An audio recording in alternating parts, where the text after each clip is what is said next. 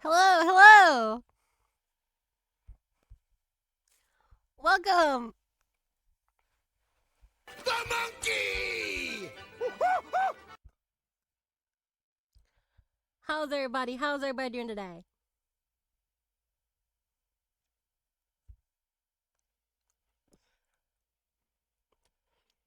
Awesome.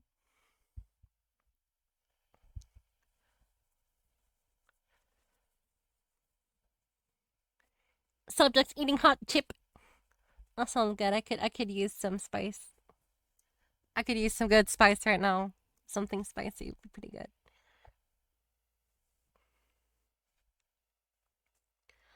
But yeah, so we got the Spider-Man 2 spoiler cast.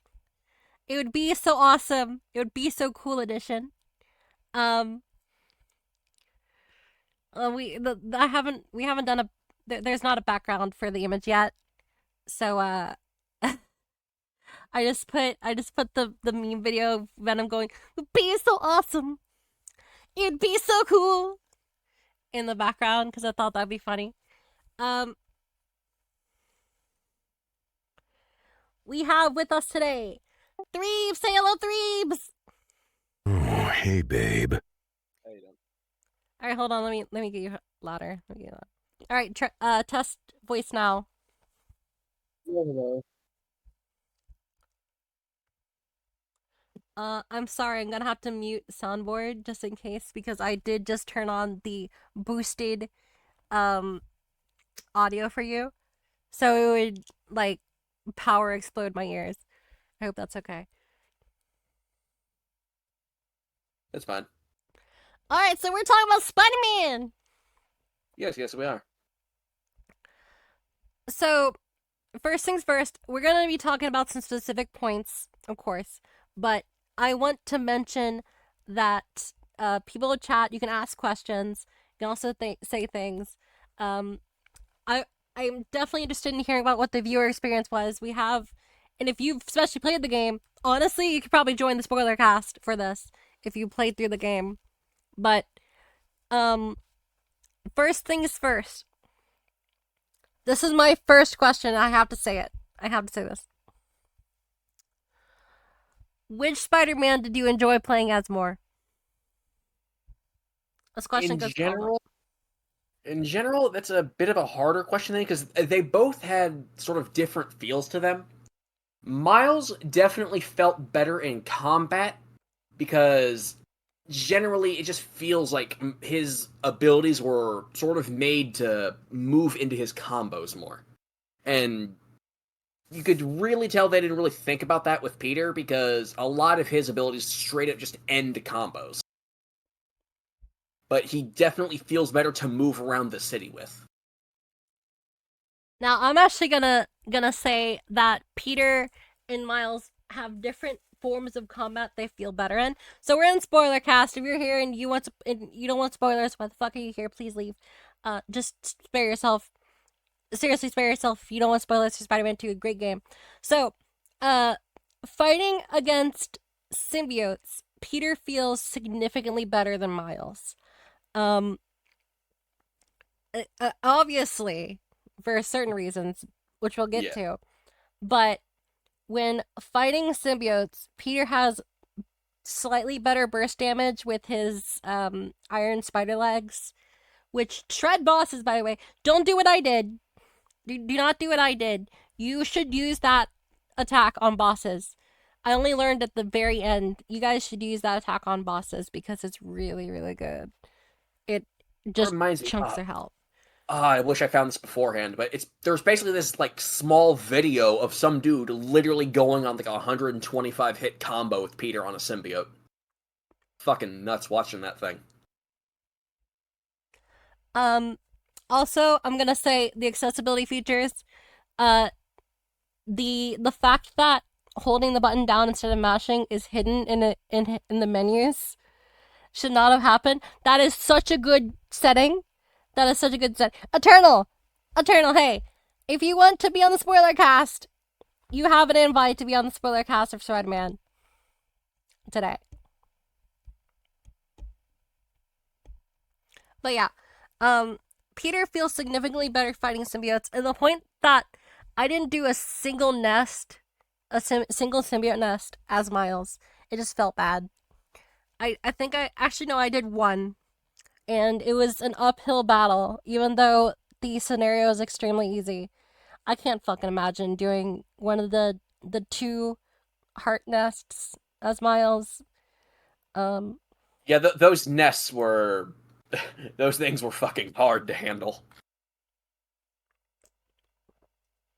Peter Espe- can espe- Peter go can ahead. combo the brute symbiote. Miles can't. Yeah, Um, the brute symbiote they get staggered. They get staggered easier by anti venom. But yeah. Miles, you just hit him with your shit, and all you really can do is parry him, and they will tank that shit for a long time. Yeah, yeah. The only thing Miles really has to stun the symbiotes is his chain lightning, which that's all it is. That's all he has really. Galvanize can be good, but sometimes Galvanize goes after a larger target. And not to mention galvanize is weird because sometimes it it just kills the target before you can even really get any use out of it. Yeah. So as you guys probably saw in bosses, I use Galvanize more as a second weaker Venom punch because that's honestly what it's useful for. Yeah, Um, if you get Galvanized to work properly, it is such a massive payoff. But even the fact that it can pop up any enemy except for a brute symbiote, um, is really really good. But then why using that for that when you can just use the jump? Um. Anyway, uh, what should we talk about? Like, what should we really talk I about suppose, first? I suppose we should just start from the beginning and really just go along the story. So we're gonna start with Sandman. Yeah, Great we're gonna start with fan. like I'll say this: that is a very strong opening for the game. It is. Like I'll say this: the other games didn't really have as strong as openings, but this one really just hit the nail on the head. Anarch asks, "Did Venom give all 19 inches, buddy?" Yes, Yes. MJ thoroughly got all 19 inches. Like No, you could very clearly see that. MJ didn't get 19 inches. She did not get 19 inches. She got the birth after the 19 inches. Venom gave 19 inches to Peter. Yeah. All right. Anyways, that's what I was saying.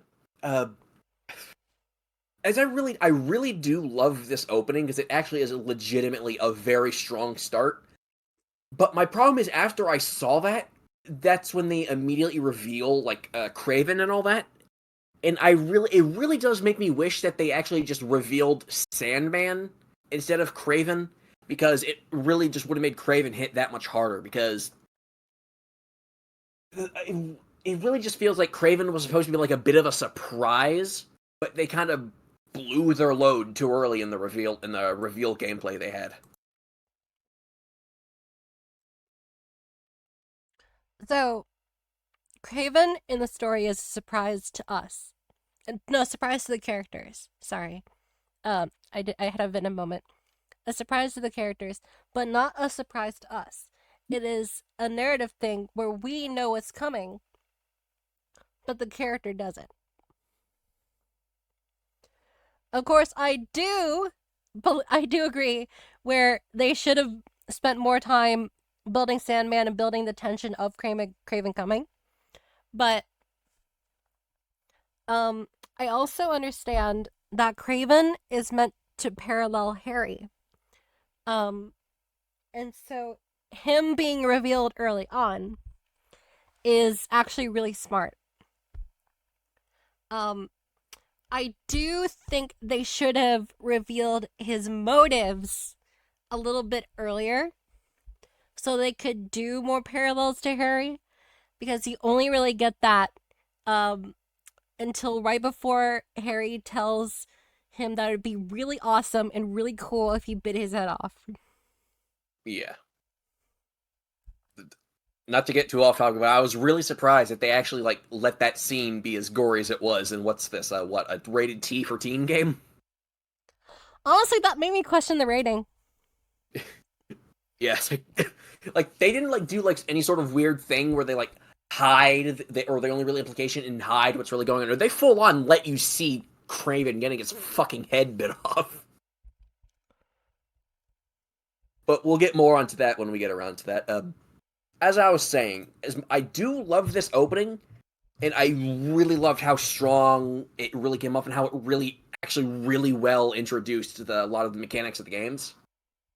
But I do have one small issue, is that after the fight, it really does reveal this one thing that really, really, really brings up the point of why is Peter Parker still poor? Like, when you go on to print that little... Oh no, hold on. I know exactly what you're talking about. I was gonna bring that up, but I think we should first discuss Sandman and how fantastic it is as a tutorial fight. Oh, it's outstanding. It's just... it is really a lot hard to stay... It's just really hard to say stuff about Sandman that isn't just on, oh wow, that was a really well done tutorial boss fight. At least for me, anyway. My opinion is that because there's people who haven't played Miles Morales. There's gonna be people who didn't play Miles Morales. Hell, there's gonna be people who didn't play Spider-Man 1. Which, why'd you not play Spider-Man 1? It's a great game. Go play it. And actually, apparently there's a lot of people who just flat out skipped Spider-Man 1. Because they didn't want to get PS4, which I understand. I can understand that. But it's on Steam. Yeah, it's on Steam now. You don't got an excuse. Yeah, you kind of don't have as big an excuse. And the graphics for it are lower than Miles Morales, so it's easier to run. But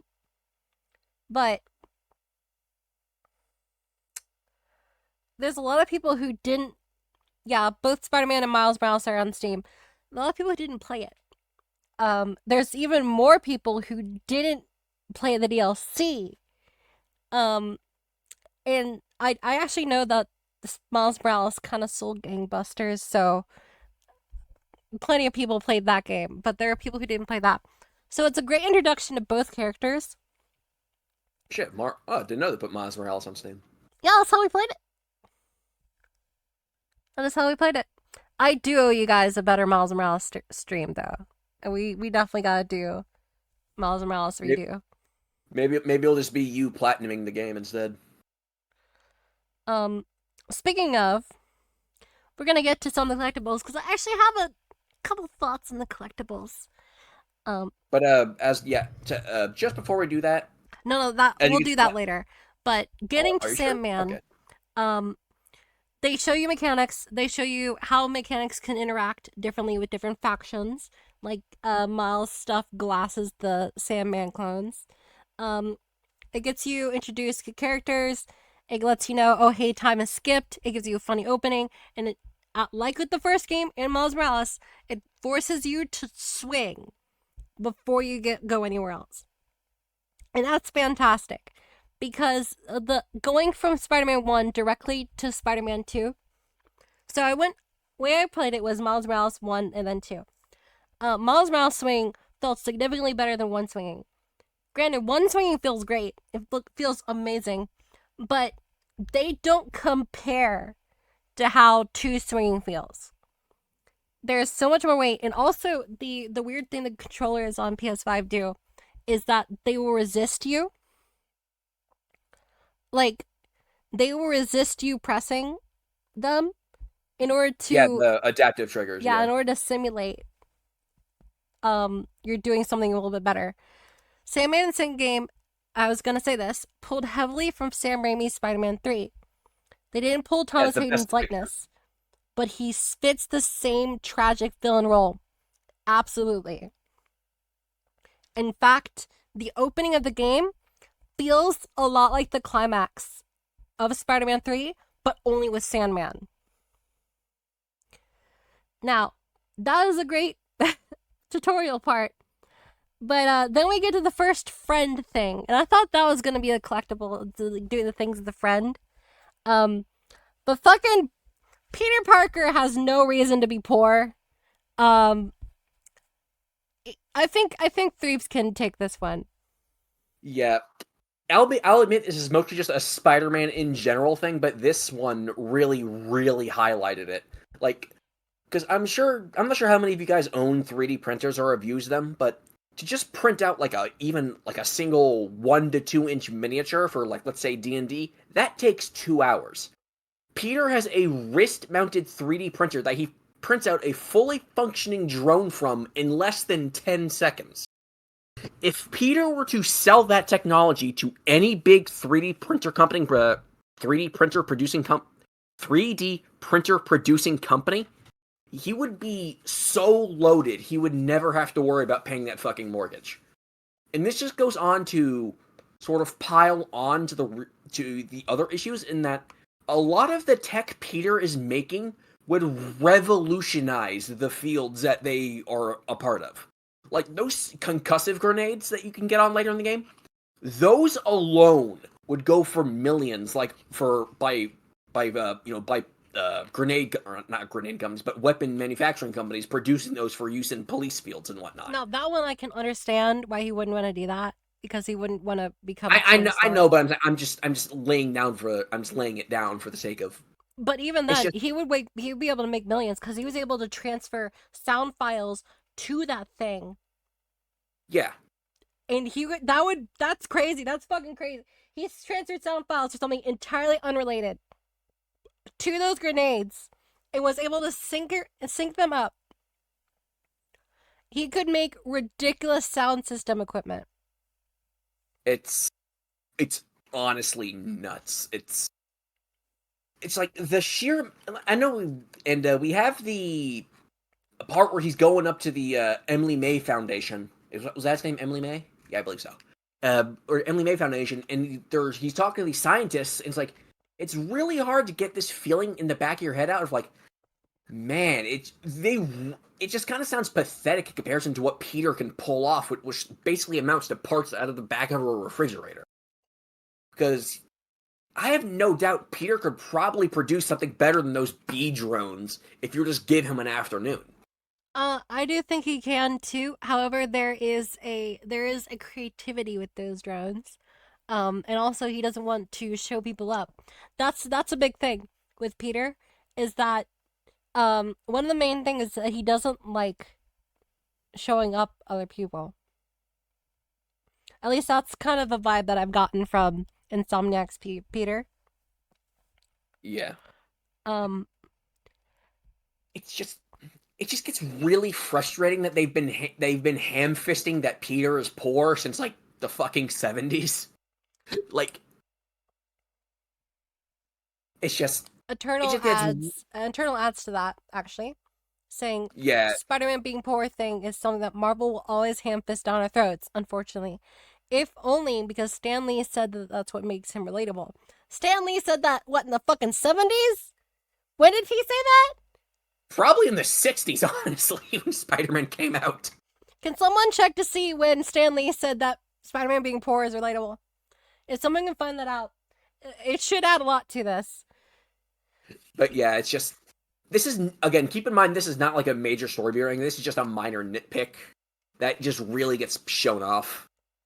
It really just gets annoying that this is still something Peter's been dealing with since, like the 70s when he started first, becoming his own person. Now, I will say, I don't want Peter to be turbo rich. If he gets, an ending where it's, moving over stuff to Miles, and that's, he's able to be turbo rich and live a little bit comfortably, cool! Fine! I'm down for that! But, it's fine to have him, not... I just don't want him constantly struggling. Yeah, it's he should not be... A man of his intelligence, even if you were to, I know you said you don't want him to be turbo rich, but he has that ability to be freaking loaded just based off of his intelligence alone. But a man of his intelligence should not be struggling to pay his mortgage. Which, first of all, why did he get out? Why did he refinance the house? May did during the crisis. For Feast. Yeah, that's right. But it's just something that I really fucking hate at this point. It's there are so many other things Peter could be struggling with. Why is money still an issue for him? We do know he wants to actually have a job. Like that's something he actually Yeah, seems to want to have. that's in the story. Yeah, Um, so we could have had him struggling a little bit more with his job. I think I really wish that they didn't just fire him at the start. They probably could have made him either quit or be fired near the middle of the story when he like gets like the symbiote. they honestly could have played it up to that he's actually struggling to maintain like an actual social life because he's just so busy being Spider-Man. Like you could have played into that factor to the point where it's like I'd hate to say it, but I think relationship issues would have been a more poignant point here because He try saying has that three that. times fast. He has that But in this game in spades. His relationship issues. no, but it's like it's honestly kind of downplayed in favor of the fact that he is just so fucking poor. Also, Eternal mentions too rich and he just becomes Batman at some point. That is true. He becomes Mega Batman. He already struggles with work-life balance from Anorak. And Eternal also mentions, because I was going to mention this as well. Yes, Superior Spider-Man. Octavius absolutely fucking. He's like, bro, why is Peter Parker fucking poor?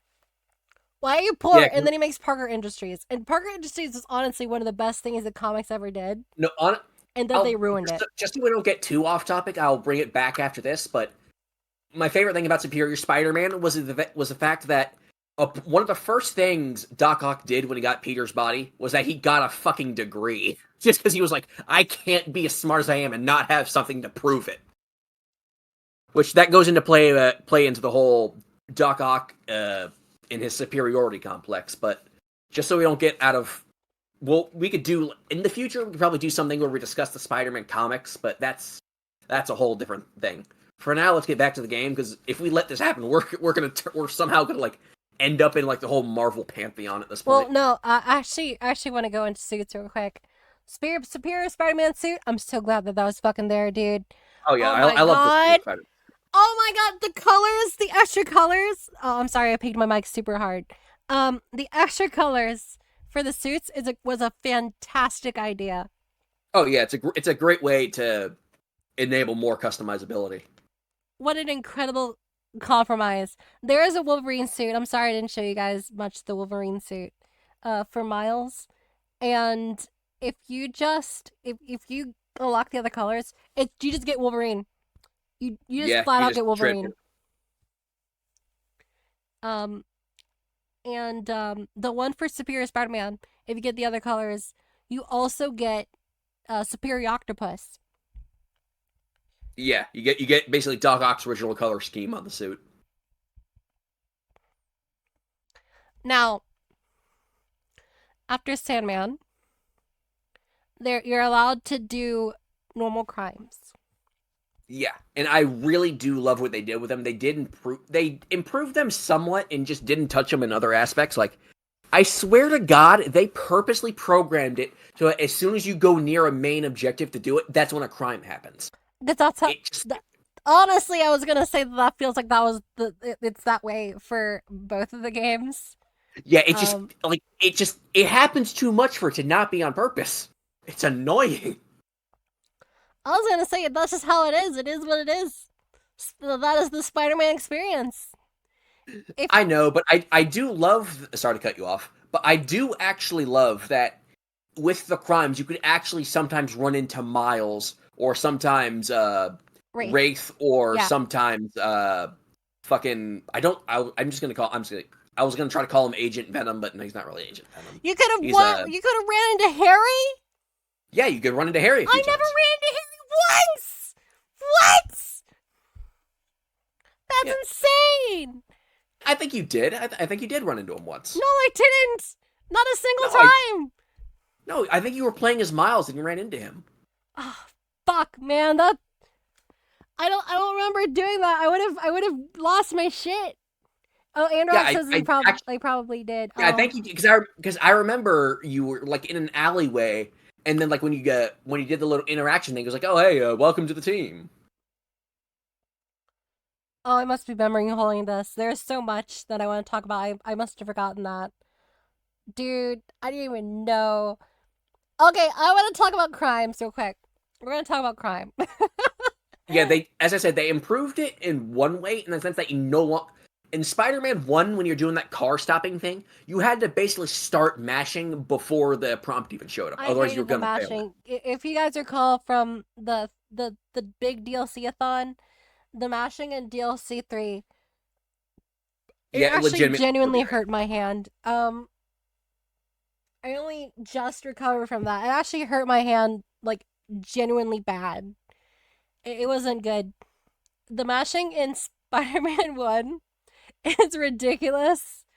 Yeah, you have to mash exactly as Threebs says. You have to mash before the prompt even comes up, or you won't get it.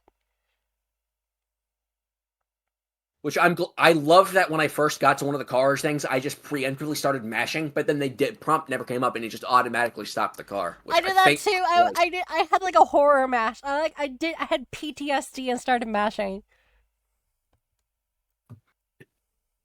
But yeah, I do like that a lot of there's more than one generic prisoner or thug crimes happening. You actually have to deal with like the fire cult. You have to deal with fucking whatchamacallit, the symbiotes when you get to that point in the story. You have to Yeah. deal with what are the other guys? I'm fucking forgetting their names. Now I do have to. While you think about that, I do have to ask. I need someone to confirm if this is true or not. But I was informed that if during the symbiote portion, if you do not solve crimes, it could make the symbiote crimes more common because they are technically gaining numbers. Now this appears to be a I rumor, I think that's just a rumor. but it definitely feels real because when I was playing a little bit off stream after we finished the game to get some completion to like knowing about how like the optional content, um, symbiote quests were just happen on and on and on and on. And then when I finally went and did them, they started to be happening lower in number. I think there's nothing to confirm that, but I just do believe it's that for some, because I remember when I was platinuming the game, I was still getting a ton of symbiote crimes, even though I was just doing a ton of them. I do just believe it's that symbiotes have a higher chance of being the ones doing crimes.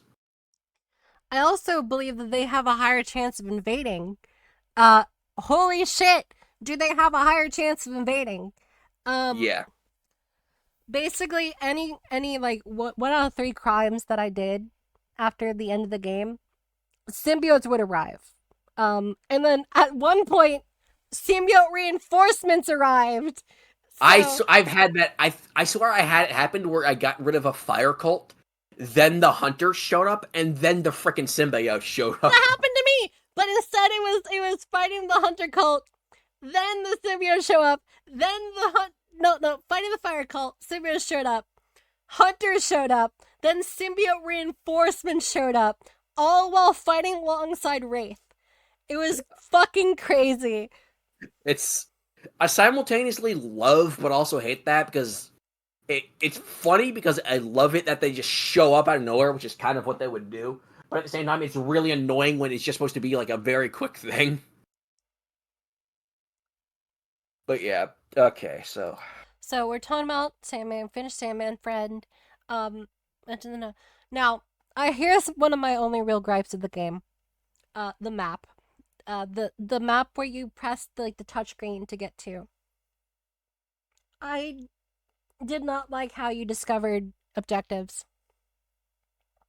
I really do not like that. You basically just had to go around mashing the scan button while swinging around.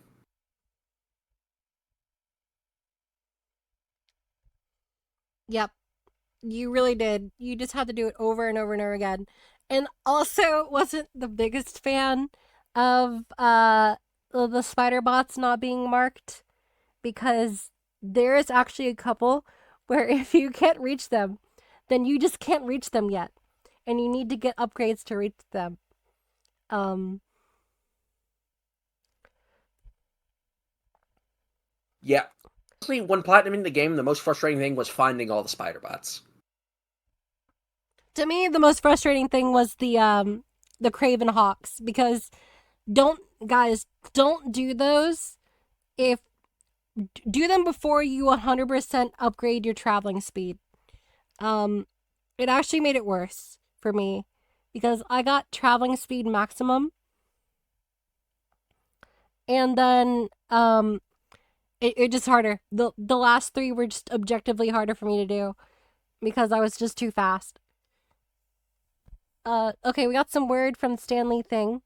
It was okay. First, Anorak says it was hunters and the fire called the symbiosis and get off the gray and get off the white and multiply the bun. Holy Grail's back nine. Then Weasley and women Cowboy Curtis and Champion the Genie. Yeah. Now Demented says from what I looked up, I can't find Stanley saying something about Peter being poor directly, but he says, and I quote, "He's pretty good at catching bad guys, but he's apt to get an allergy attack while he's fighting. He worries about dandruff. He'll have an ingrown toenail. He tears his costume. He mentions that originally it was satire, but he saw fans enjoying it, so he kept doing it, even stating it made Spider-Man more like real life." There you go. Also, I have something to mention right now, and I'm going to bring it up later. People who are upset that Venom was doing silly things during his boss fight, what the fuck are you talking about?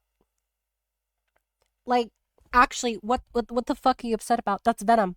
He's always been goofy. I understand where you're coming from, but I just feel it's that at this point in time, Venom hasn't really been introduced to enough people to really get his own personality yet. He's only been introduced to very hateful things so far. He should really just not be really intentionally silly. No, but that's the thing. He's not super mega silly, but he's never ever been 110% serious. He's never been 100% serious. There's always been a slight underlying goofiness to Venom. Now, I understand what you're saying that, but Venom has always been silly, but that's only after he's been alive and on multiple hosts after a while. No, when he's actually been the first comic, Venom's kind of a goon. He's kind of a silly Billy, but the thing is yeah, Venom's a gooner. Venom's a no, gooner. I said a goon, fuck, man, I hate slang. I hate American slang. I need to figure out a better word. Goofball. Thank you, goofball. But no, he's not been like, wow. Venom gooning 1980s. It's not like where he's doing like metal pipe crash sound effect, Hong Kong smashed into a clown. Woo, my glasses! Smashes into a bunch of plates and everything explodes. Nah, but he's always been just a little bit cheeky. So the fact that they have him fucking basketball dunk Peter, it's hilarious. And I laughed when I fell for that first time, where he legitimately grabs Peter by the head and slam dunks him into another one of the part of the arena. Oh, Eternal makes a great point. Yes. Oh, God, it's so perfect. Eternal makes a great point.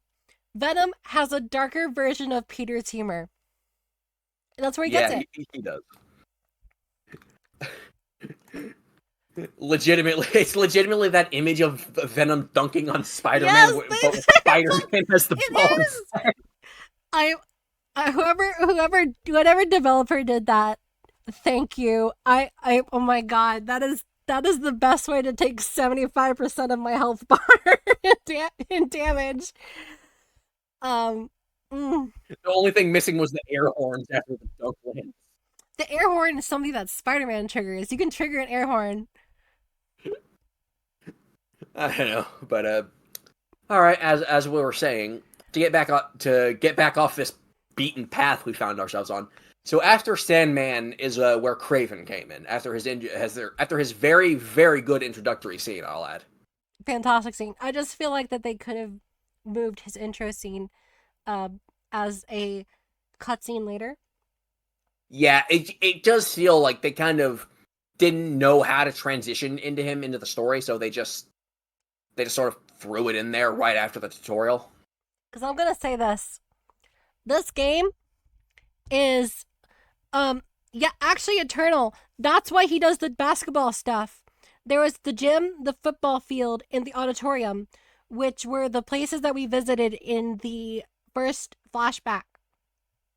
the gym the auditorium where they basically become the very best of friends, which is what's mentioned.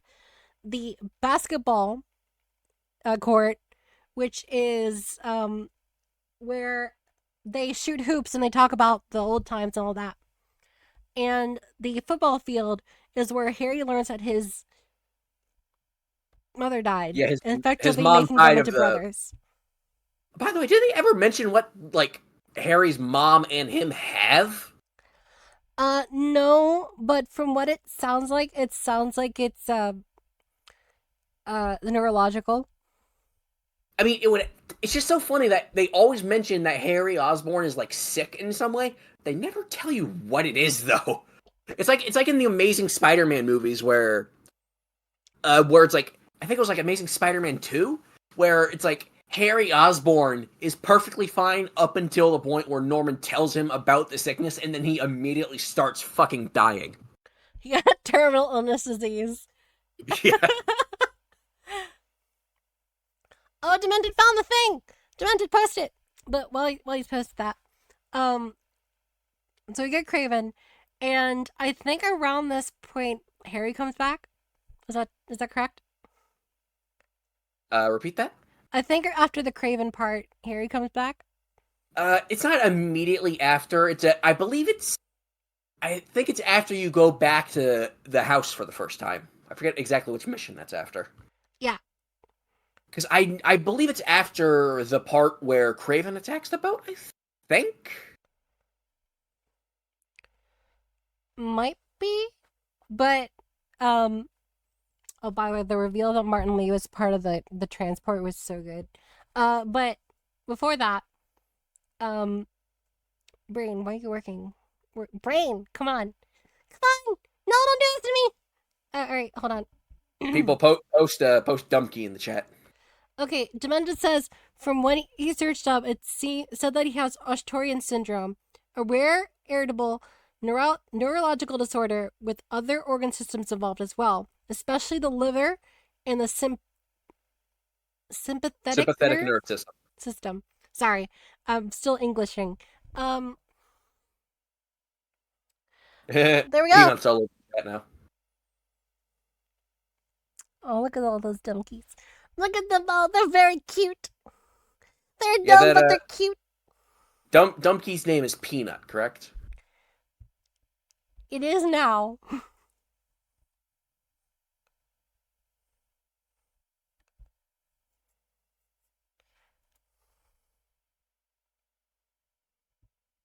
right. Anyways, as we were saying, to go back to the invasion of the boat with Scorpion and Lee on it, I will say this: this is one mistake I feel they made in this universe. They really, really, really should not have introduced the Avengers into this. Like, because when that boat's being attacked, I agree that's not necessarily something the Avengers would take care of, but it brings to the question, where the hell are the S.H.I.E.L.D. agents? Like, something like this is specifically made for them. You gotta remember, guys, you have to remember how much chaos Lee single-handedly caused. It was fucking ridiculous. Remember when I was saying there's no way they're gonna fucking escalate it to being this bad? That's because I played Miles Morales first on here. I played Miles Morales first. And otherwise, it's kind of chill. That game's actually pretty chill in comparison. Fucking Lee destroyed the whole city of New York. It is ridiculous what that man did. Yeah, like, that Devil's Breath incident easily should have had, like, they could have, like, that's why I get a little worked up when they say about introducing Iron Man or the Avengers into the universe. Because, like, how is Doctor Strange or Iron Man not immediately working on finding a cure for Devil's Breath? Because that's, like, an actual thing that could destroy the entire country, nonetheless, the entirety of New York. And it is literally an apocalyptic disease. Because it's like, oh yeah, we're gonna rewrite your cells and then we're gonna delete them. Which I can actually understand why it is that way for Harry and his mom as a treatment.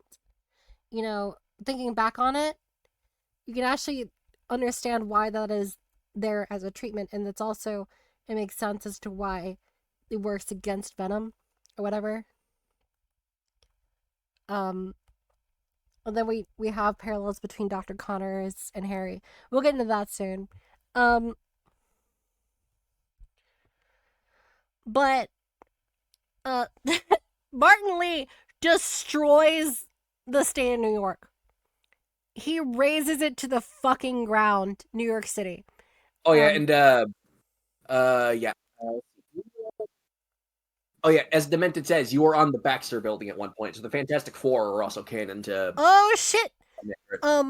This is also random bring up, but at some point you were staying on the Baxter Building in Spider-Man 2, building with Fantastic Four live. That is true, and there's multiple references to Fantastic Four events in canon, including, I believe, in some of the backpacks in the first game. So that is actually true. Um, what I want to know is why someone like Otto, who released the virus, isn't getting death penalty. Probably because um, they probably ruled that him being entombed in his own body is worse than death.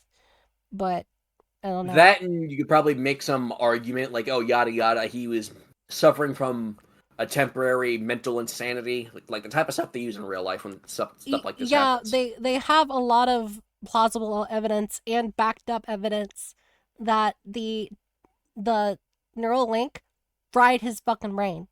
Um, Well, which not to get harp on Spider-Man 1 at some point, but it's actually kind of revealed in Spider-Man 1 that he was playing you from the very, very beginning. knows that he knew from the very beginning. But then It's not, he no, was I'm his talking, no, I'm talking about like, inhibitions were like his inhibitions, or whether his mental inhibitors to stop him from doing things were removed when he put the thing on. but it's not even that. It's like from the beginning in Spider-Man 1, it's revealed that he really did never had good intentions, like, at all. Like, he was planning to do something like that the entire time. Yeah, he was. Remember, he was building weapon stuff which were actually just for him. Remember, he said he called in all the favors, and then talking about them being weapons contracts, that comes out in like when you're looking at it, it's like, okay, no, that kind of makes sense. But when you're looking back on it, it's like, that was bullshit the entire time. Yeah. And he also had the map of the fucking raft. He had the map of the fucking raft. Like, that is that is such a ridiculous red flag. Um uh fuck. Yeah, he was planning it the entire time and probably had been moving and doing his things for a longer period of time.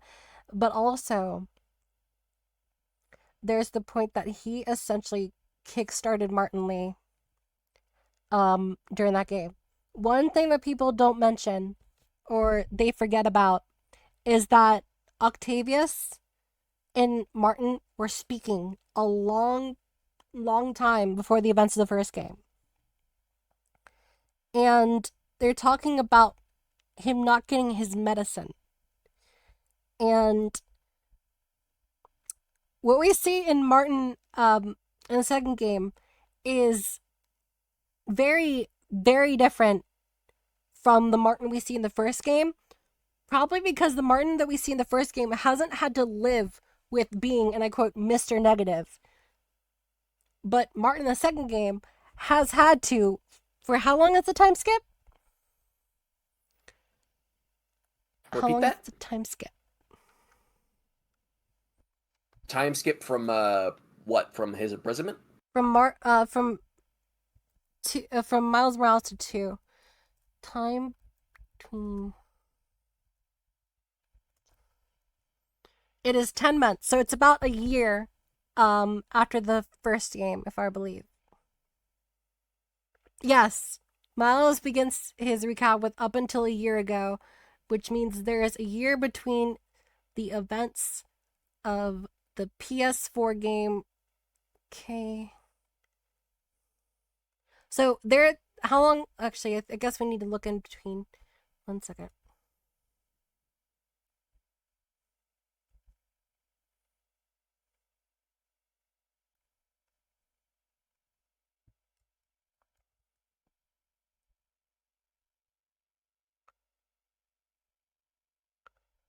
Uh,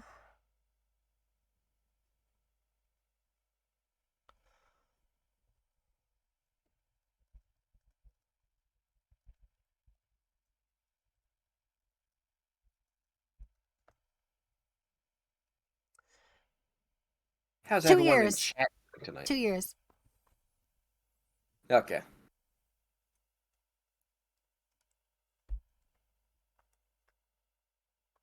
So Peter has been Spider-Man for over a decade in Yeah. Spider-Man 2.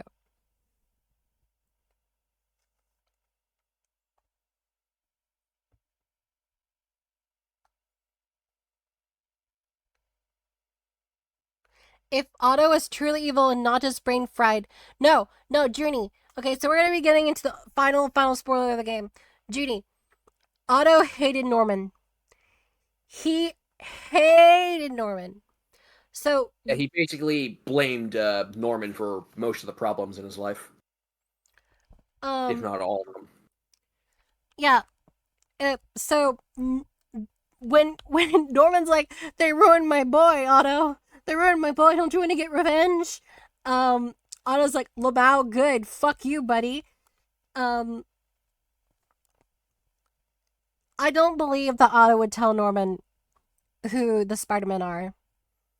Because him knowing and thus being superior to Norman and also having something that Norman does not have is so much more important to him than letting Norman destroy their lives.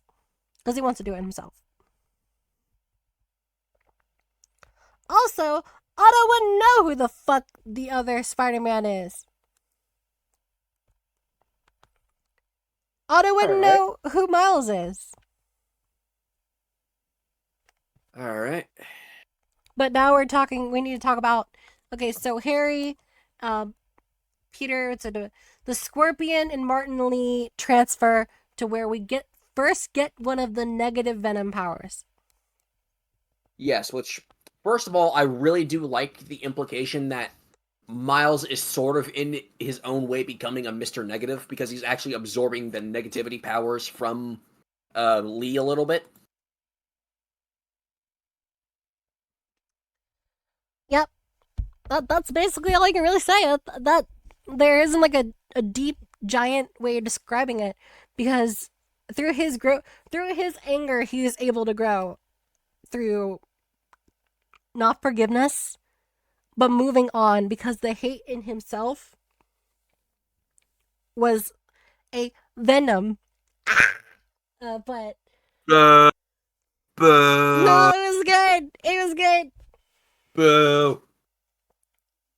People type boo in the chat. Ah, no, they're bonking me. No, they're bonking me. No, Yuck. no, I'm getting chain bonked.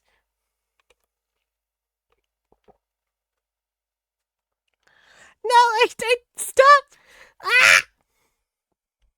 But Eternal, to answer your question, it's not that he's like just absorbing energy. He's downright absorbing like Lee's powers because he's actually using the power of negativity to weaponize it, even if unknowingly.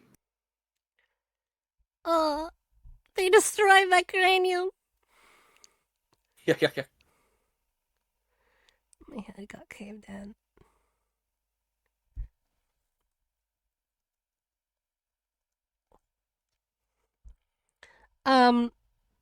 What happens if Miles absorbs cringe energy? He did. He put on Easy. the fucking suit. No, I can actually answer that. Easy. He turns into Thor actually, but he turns into like a ghetto black version of Thor and starts speaking in heavy Ebonics. I'm not lying. This is an actual comic. Look it up. Let's not get too into that.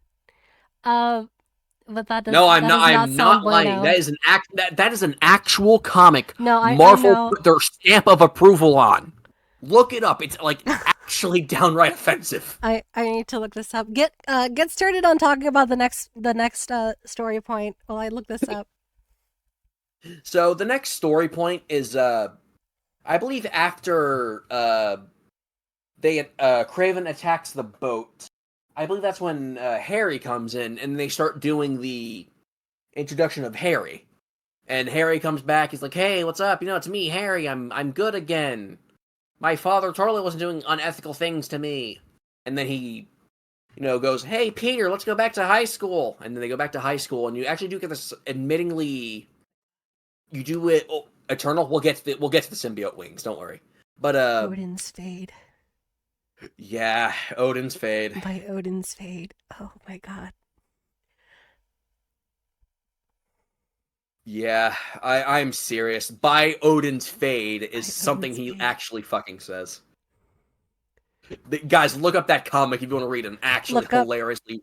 You just have to Google image Miles Morales Thor, and Yeah, you sure do.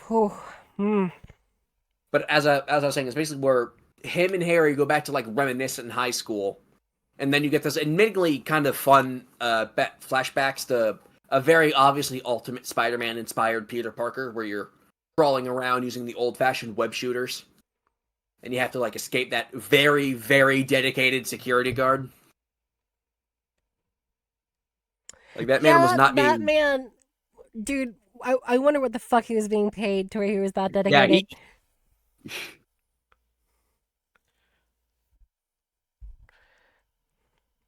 yeah, like he was that man was on their ass the entire time.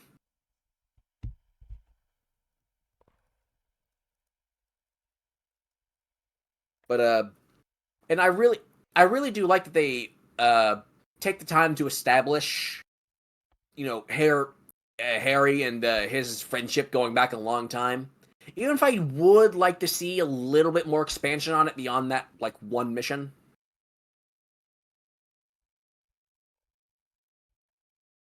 I also, and since it's also tangentially related to the mission where you are young Peter Parker going back to, you're trying to give the photos to Jameson. Yeah, I really did love that part. that even that's if it is that's a sweet little mission. even if it is wildly unrealistic, someone like that timid would exist in New York, because they would get eaten alive by the city. No, there are people who are like that in New York, but No, they do get I eaten alive. yeah, and they get eaten alive by the city in that case. Um, I could have gone my entire life not seeing Miles Thor. Yeah, I'm sorry. You are welcome, Eternal. I had to see that. Now you got it. Now you got to. We're sharing the misery around. Um, fucking by Odin's Fade. Jesus. Uh, Yeah, by Odin's Fade. Hammer Time by Odin's Fade. By Luxurious. Oh, dude. Nah, Don't. wait, that's not bueno. Anyways, as I was saying, and then at the end of that flashback in high school where uh, he finds out that his mother died of who the fuck knows disease, and then he like collapses to the ground all dramatically, and he goes flown away in his dad's private helicopter to go probably say his goodbyes to his mother. And then it fades back to Harry just fucking sitting on the bleachers acting like nothing happened. And then he I gets the mean, it's job to the Emily May clear Foundation. that he's trying to play it cool. Like it's Yeah. very clear he's trying to play it cool. Like, hey man, this place changed our lives, and I want to make somewhere to change our lives too, because you gotta remember. Think about this. When Harry is Venom, Venom doesn't really fuck up that place so much at all. Um, and they even go to. I'm pretty sure they actually do go to her grave, and they leave it pristine. Like they don't bring it up into the stratosphere like in the dream sequence, but they definitely left the grave pristine. If someone can find out if they actually lifted her grave up, please let me know. I Please. I But think I I'm recalling them also lifting up a tree. I'm pretty sure it was implied to also be his mother's grave nearby as well. because But I if don't. if that actually happened, then that is Harry putting his mother above everyone else around them. Yeah. And if it doesn't, that is Venom putting Harry's mother up above other people to say, we can heal the world, but we need to get my boyfriend back first. Wink, wink, nudge, nudge. Our boyfriend. Um, man, Venom is Omega gay. That is the weirdest thing of recent Venom content, especially, is Venom is omni-gay. He is turbo gay. 19 inches. He does give those 19 inches to MJ though. Don't forget. No, that kind of feels like he gave her like, hey, look at this spiky burr that I found outside. I mean, I don't know if you recall this, but do you not also recall hearing the heavy gagging sounds when he was turning her into a symbiote? You know, I'm just saying. No, I heard like freaking out. I heard freaking out. There's a little bit of gagging. There's a little bit of sloshing noises after, and then scream popped out. You know, he gave her that. He gave her that BSC. You know what I'm saying? Venom's always naked. He doesn't have genitals. The writers barely contained fetish. Eternal. Actually, I do believe Venom is like male, even if it's not like, because I mean there are like female symbiotes as well, like in the comics and in the game as well. Scream. Like there definitely are like male and female symbiotes. Well, Eternal does bring up a good point, but Venom has typically been referred to as he, even though like Venom I is think it just might be. Turbo I think Mom. it just might. I think it just might be that they're technically a species without a gender. They're just sort of cells. No, they are. They don't have a gender. They actually do not have reproductive organs for that. But yeah, they reproduce asexually, so via like weird little buds dropping off of them a lot of the time. But one big thing, symbiotes are like plants. That's a good way to put it. They just assume whatever gender or thing that they have an understanding of and that they deem as fitting for them is what it appears to be in the comics. Because Venom is, I believe, basically always on a male, so he's by extension he would mostly be male presenting. So Venom has been on a few women. But still, I know, but I'm saying, but he's basically almost always on men. Yes, I know, but still, Venom would answer to he at those points. Yeah, I'm aware. I'm aware that I just believe that I guess the symbiote just kind of chooses their own gender at that point because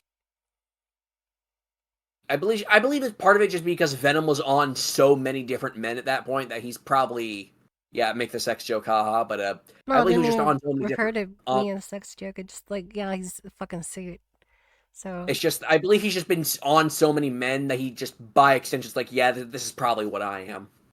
But enough of the talk back to this because if we let ourselves, we can fall into the what the fuck is Venom rabbit hole for years. So we should probably we will actually like if those who don't know, me and Saru will go on conversations like this for fucking hours. And then we don't need to bring up Null. We don't need to bring up Null. We'll bring the stone up later. We'll get to that when we get to that because it's both well known. Me and you fucking despise Null even as I don't like Null. I don't fucking like Null. But I'm gonna say right now, the Venom wings are rad. The Venom wings are fucking rad. You are objectively wrong. You are incorrect. Right. They're good. Wrong. They're actually good. They're extremely good in context of the story too, because it's a way to seem as appealing as possible to Peter by continuously upgrading his ideas. No, they do not work. Because if he wanted to upgrade Peter's ideas, he would have just done the actual web wings that he already knows function because he was a suit with web wings. The point is that he has his arms and legs locked on Peter to carry him. It doesn't matter. He can literally grow an extra arm for swinging if he needs to. Those wings are fucking stupid, and I will die on this goddamn hill. I'm sorry, but you're gonna be on that hill because I think those wings are kind of fucking rad. They look better than the original design for the wings. The fact that they have webs, they're literally web wings.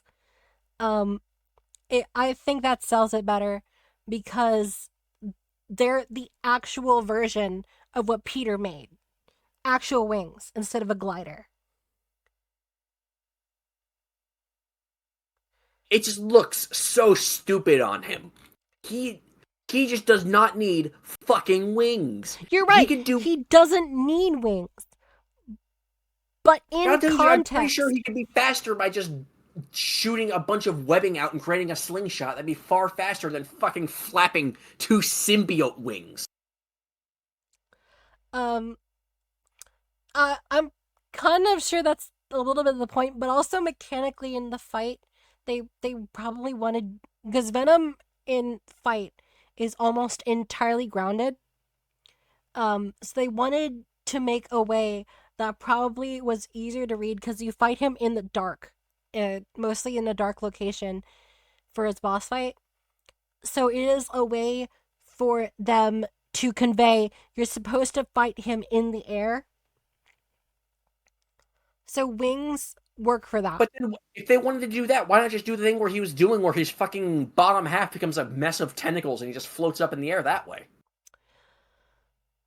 I'm pretty sure they probably would have had a reason for that because that's kind of like a tower boss instead of because people might think, oh, I could just wait for him to calm down, but and I'm sure there are people who are like, oh, I just wait for him to calm down.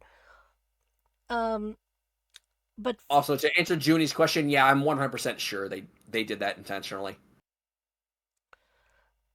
Junie, we're gonna get to that because I'm pretty sure Scream was designed to accent a few features that were. There are sometimes characters in these games where they're designed to try to appeal in a way to make free advertising. Let's just call it that. Look, I know people in the games industry. Our Rule 34 advertising is a very real thing, and it's just it's very real, and they're very aware of it. But we'll get on that when we finish with the recap of the story. So where were we before we went off on another tangent when we try to get back on topic? We're talking about when Harry comes back, and then Harry's done coming back, and they do the And yeah, Emily May he Foundation. then he says gives Peter his new badge to the Emily May Foundation, and then you do the scientist side missions.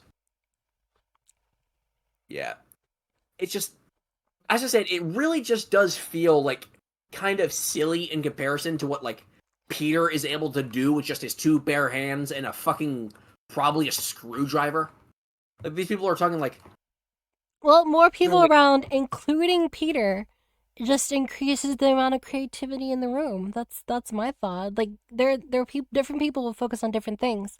So what Peter does is he actually does improve on those people's things through the side quests for the I know, but EMF. then it just raises the question of why do they even need employees if Peter's this fucking smart? Because one, it's other people doing other things, and two, Peter already splits his time so fucking much, and then Harry learns why he splits his time so much, and they even still plan to normally work. That reminds me, speaking of work, who the hell okayed them putting a fucking particle accelerator in the goddamn city? Okay, I was gonna bring that up. So, particle accelerator. I'm sorry. I blew out my mic on that one. I had to bring this up. There's a reason in the rare chance someone builds a particle accelerator, they have to build it out in the middle of nowhere, because those things are legitimately dangerous. I don't know if you know this, your particles are not meant to be accelerated. So even one thing going wrong could cause an extremely bad, like a chain reaction so bad it legitimately could cause a huge amount of danger to anyone around it. And they just slap one in the fucking heart of New York City? Whoever okayed that in the city council is going to be fired so goddamn It fast. was probably Osborne. Oh my god, a fucking particle accelerator in the middle of the city. No, think about that. It was probably Osborne. Remember, he's done a bunch of things that are questionable. Particle accelerators, they're honestly not even fucking safe where they are. Um, squirrels love to get into them. Oh yeah, Um, like seriously guys, if you have the time to look this up, there are so many squirrels who get particle accelerated and turned into like unholy combinations of what happens when you get your fucking particles accelerated. Junie says Norman's money greenlit it. Probably, yeah. Um, That's the only real explanation I can get is that Norman would have just slid so much money to the council to approve that. It's just like the second someone on the outside catches wind of that and like posts about it on fucking Twitter, that'd be a nightmare for that foundation. also, Anorak, what you're saying about Scream, um, she actually looks a little bit different from what she looks like in the game. A little bit different, but I honestly think that's less of a like design thing and more of or actually not design thing, but like less of a like translation thing from the comics and more so just onto the fact that and more so on they just try to keep her to one single design because Scream has had a lot of different designs throughout the comics. And Scream normal design is it more heavily accents the yellow, but it makes it look like it's a bodysuit. But Scream in 2, it is mostly yellow with red accents accenting female features. And remember, when Venom does that, he says, "Show him what he's missing." Yeah, basically that whole thing is just them trying to like show that oh Peter, you'll be much better off in the hive mind. You'll be a lot better. No, I don't even think that Venom wanted to put Peter in the hive mind. I think he wanted Peter to rule it alongside him. Um, it's a little bit weird. But we'll get to that soon because there are some heavy parallels between various characters and Venom. Uh, Also, just to put a cap on this particle accelerator thing, look up Antonoli God, that's a Russian ass last name. Bogorsky. Like he literally took a particle accelerator beam to the head. Like you could look up the photos for that and everything. He's gotta be fucking dead. I need to see this. No, actually, he survived. Like I believe it barely missed his brain, or at very least it hit the part. Or let me look at the photo. It hit the part of his brain where it didn't like contain like vital things. It only like really messed up the like frontal cortex mostly. So he got very lucky. But yeah, it like just that getting hit by a particle accelerator beam for half a second completely deformed this guy. Damn. Like literally, his particles got accelerated in a way where literally only half his face aged. Like I'm not lying. Like literally only half his face like ages. The rest of it just stayed still. But that's to put a cap on it. Like just you could read into that whole accident of just what one guy did when he stuck his face in the particle accelerator. And of course it was a Russian that did it. It's always the fucking Russians. Um. Yeah, fucking Russians. Next up, Harry. I guess after that is the first introduction to the first proper introduction to the hunters, or Yeah, I think that that actually it's after that was also the first real introduction to the flames. yeah. The let's see. Directly after the whole Emily May bit, I believe after the Emily May bit, that's when like the flame side quest becomes available. And I'll be honest, out of all the side content in the story, the flame one is honestly my favorite. Like Saru, you were able to like nail down that it was Cletus Cassidy like immediately, but I'll be honest, it fooled me for a good bit. Although that's mostly because I'm used to seeing Cletus Cassidy without a beard, and that like completely actually managed to completely fool me for a bit. Also, hey Jones, man, how you doing? Hey, gentlemen. Let's see. Let me see. All right. So, learning that Miles is constantly struggling to write his college application because, okay, so the thing with Miles is that, unlike with Peter, it seems like he wants to use Spider-Man as an escape. Um, he's using being Spider-Man to escape his responsibilities, and that's a little bit fucked. Um, but it is where it is, and he does get over it. But okay, out of prisoner transfer, they capture Scorpion Lee. Um, okay. Oh, you help um Black Cat. Immediately after that, you help Black Cat escape to Paris. Yep. And then immediately, that's where the problems get introduced because fucking Doctor Strange is now introduced as being canon in the world. He was already in the first game. I know, but it's like now we have confirmation that they're like in the city. So there goes the excuses of the Avengers just not being there to help.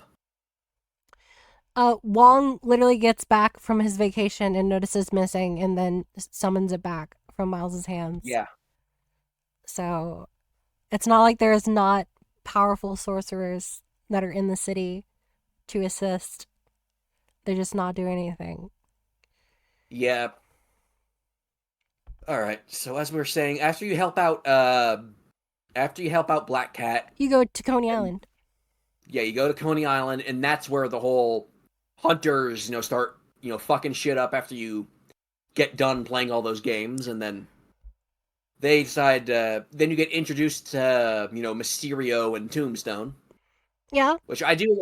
I do like that. Like Tombstone's actually just trying to live his life straight now, Chimpus is living despite. his life straight, and he he has found something that feels like it is a natural progression of what he was already doing. Yeah, because he like.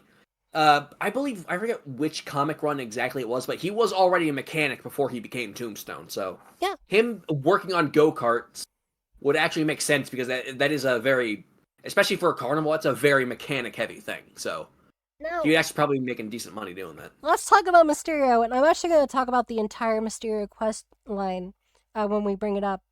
Uh, Miles reliving his trauma through a Mysterio thing and thus pushing his rage forward towards Lee is a great way for those two things to combine, and also is a great way for Mysterio to be introduced. Honestly, fucking amazing design, by the way. Yeah, he Incredible looked fucking great. Mysterio design. Yeah, he looked great. And I do like that out of everyone, Mysterio kind of like doesn't really have an excuse to be going like doing villainy anymore, and he realizes that, so he just says, "Fuck it, I'll open up basically like one giant AR game system," and that's what he does. And so, Mysterio's quests were actually one of the last things I did. I should have done it after I did the fucking Craven Birds quest, honest to God.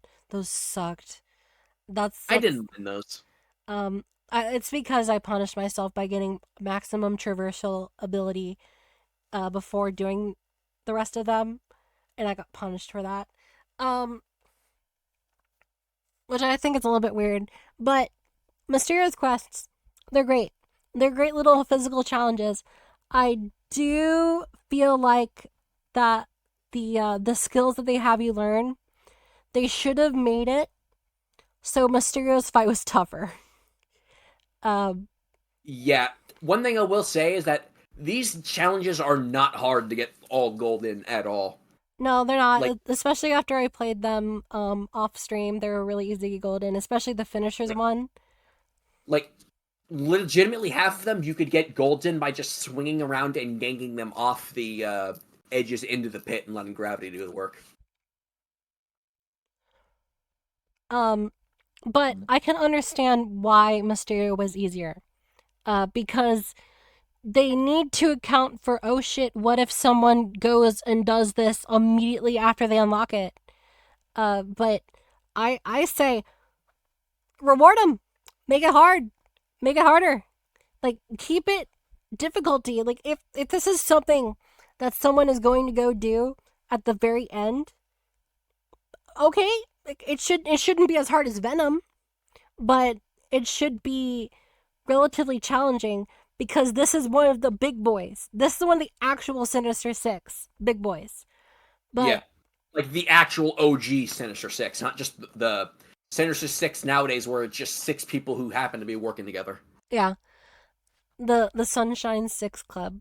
Um, Yeah, but the suit you get, everybody, no, actually don't because you will see spoilers. But no, actually, Spoilercast. Who gives a shit? yeah, Go look up Miles Morales Mysterio suit.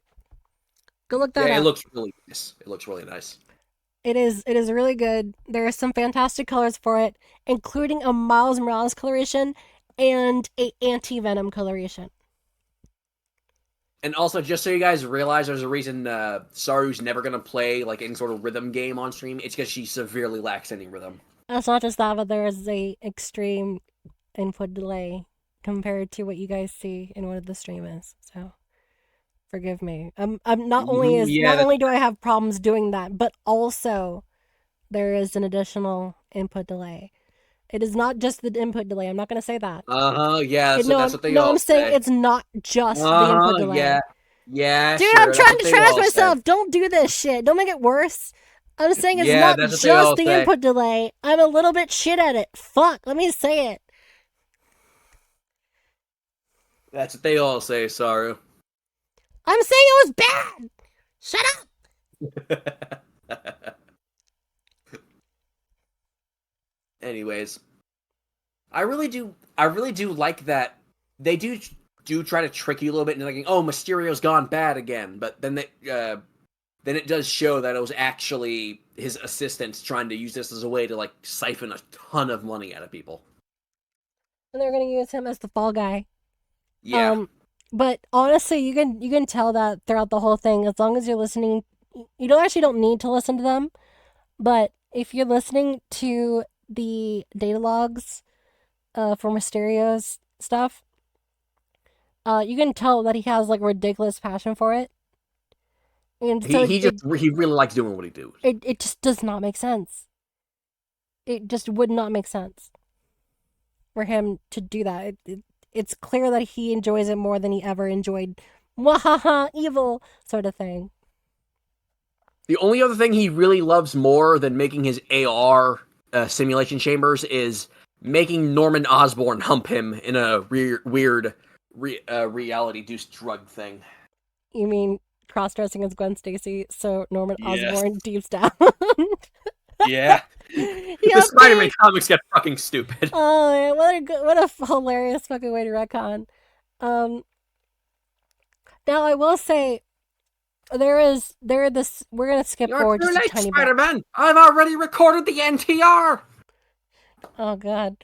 And then you play the recording back to fucking Mysterio with the wig on top of the ball thing.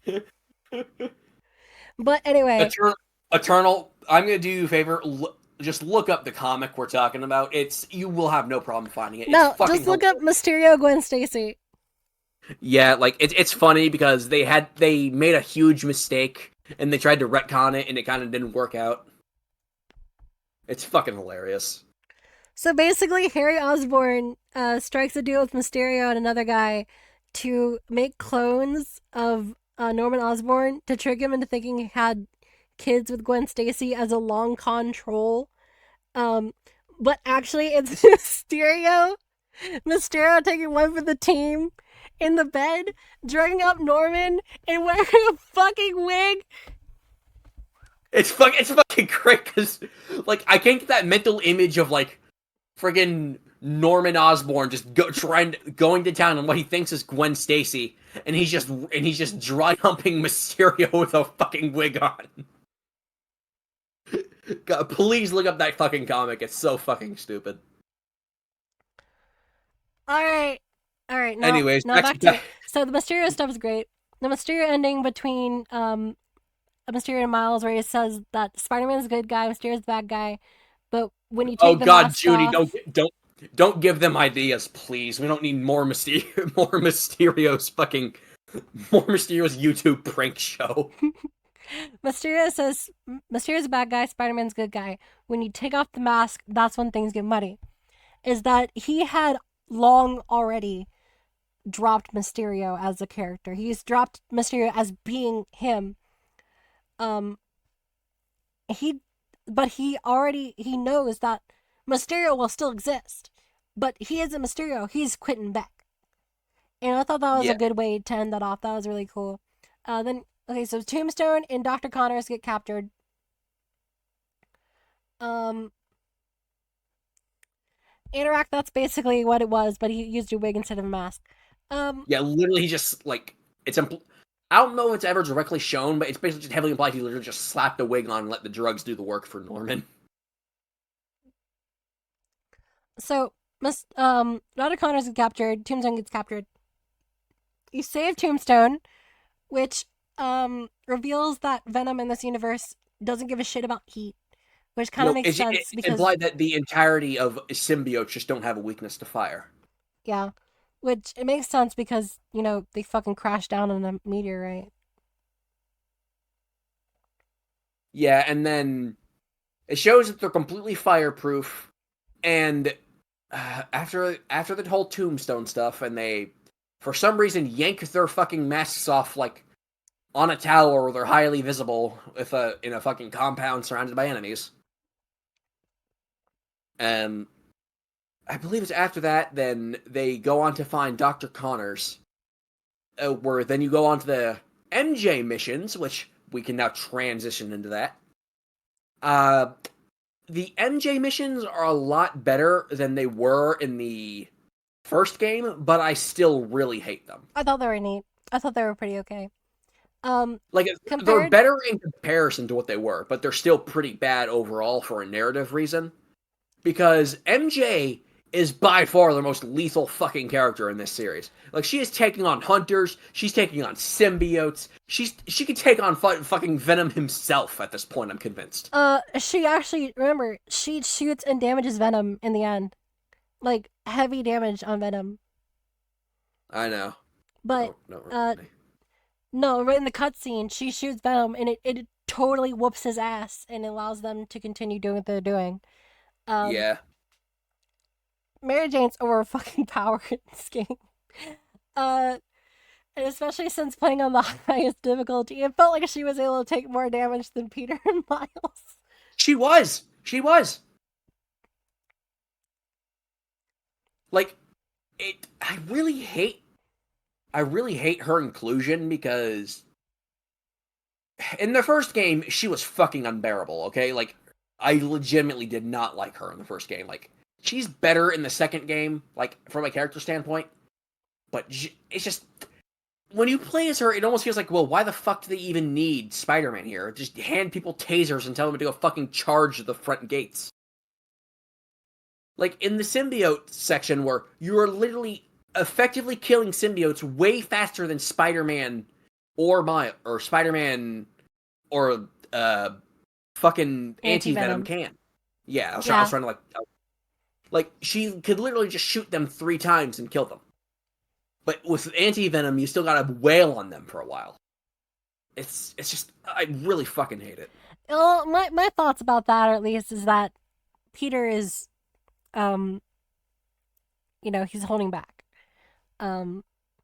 Which is a thing that I'm going to bring up soon when we get to Peter getting the suit. Peter is holding back against these people because he knows that they're just normal And people. I do want to make a comment on this. I don't like validating the weird people on the internet who complain about girls not being attractive in video games. But when you look up the face model they used for Mary Jane and then look up what they did to her in the game, What? I really do wonder what personal vendetta What? they had against this woman to completely mush up her face like that. Like, I don't like validating the weirdos on the internet, but it's just something they really morphed this woman's face for some reason. I really don't know why. She looks fine. But okay, sure. Stephanie Taylor, who's the face model, is significantly more attractive than the character that they have. But the thing is that she's not supposed to be a supermodel in this. She's supposed to be a fucking reporter.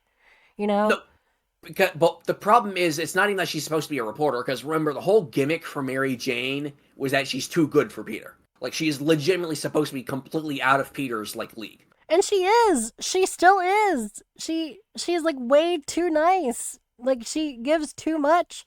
That's the whole point of the Scream fight. No, well, that part I feel is just almost an overcorrection from the first game, where people legitimately despised Mary Jane, because there's that one scene where Spider-Man does what he thinks is like rescuing her from a gunpoint situation, and then she like freaks out on him and yelling like, "Oh my God, Peter, why did you do this? Why?" And then she starts yelling at him and stuff. It's like, then it's just, I feel it's almost an overcorrection in the other opposite direction now.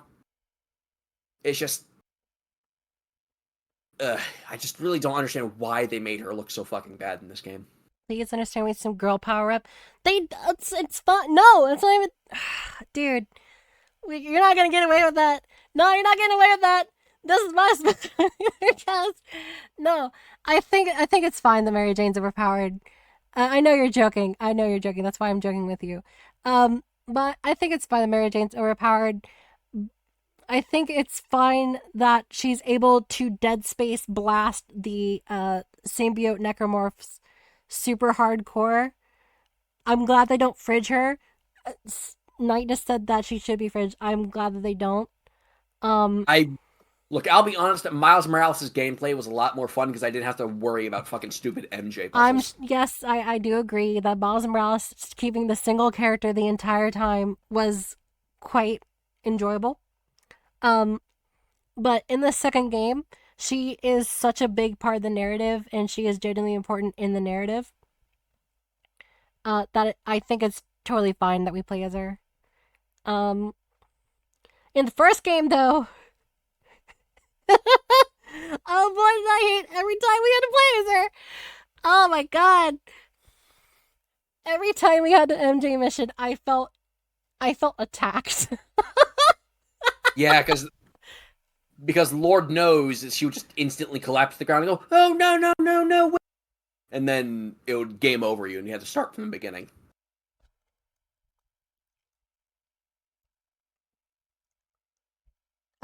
Now we do the MJ section. I have the synopsis here.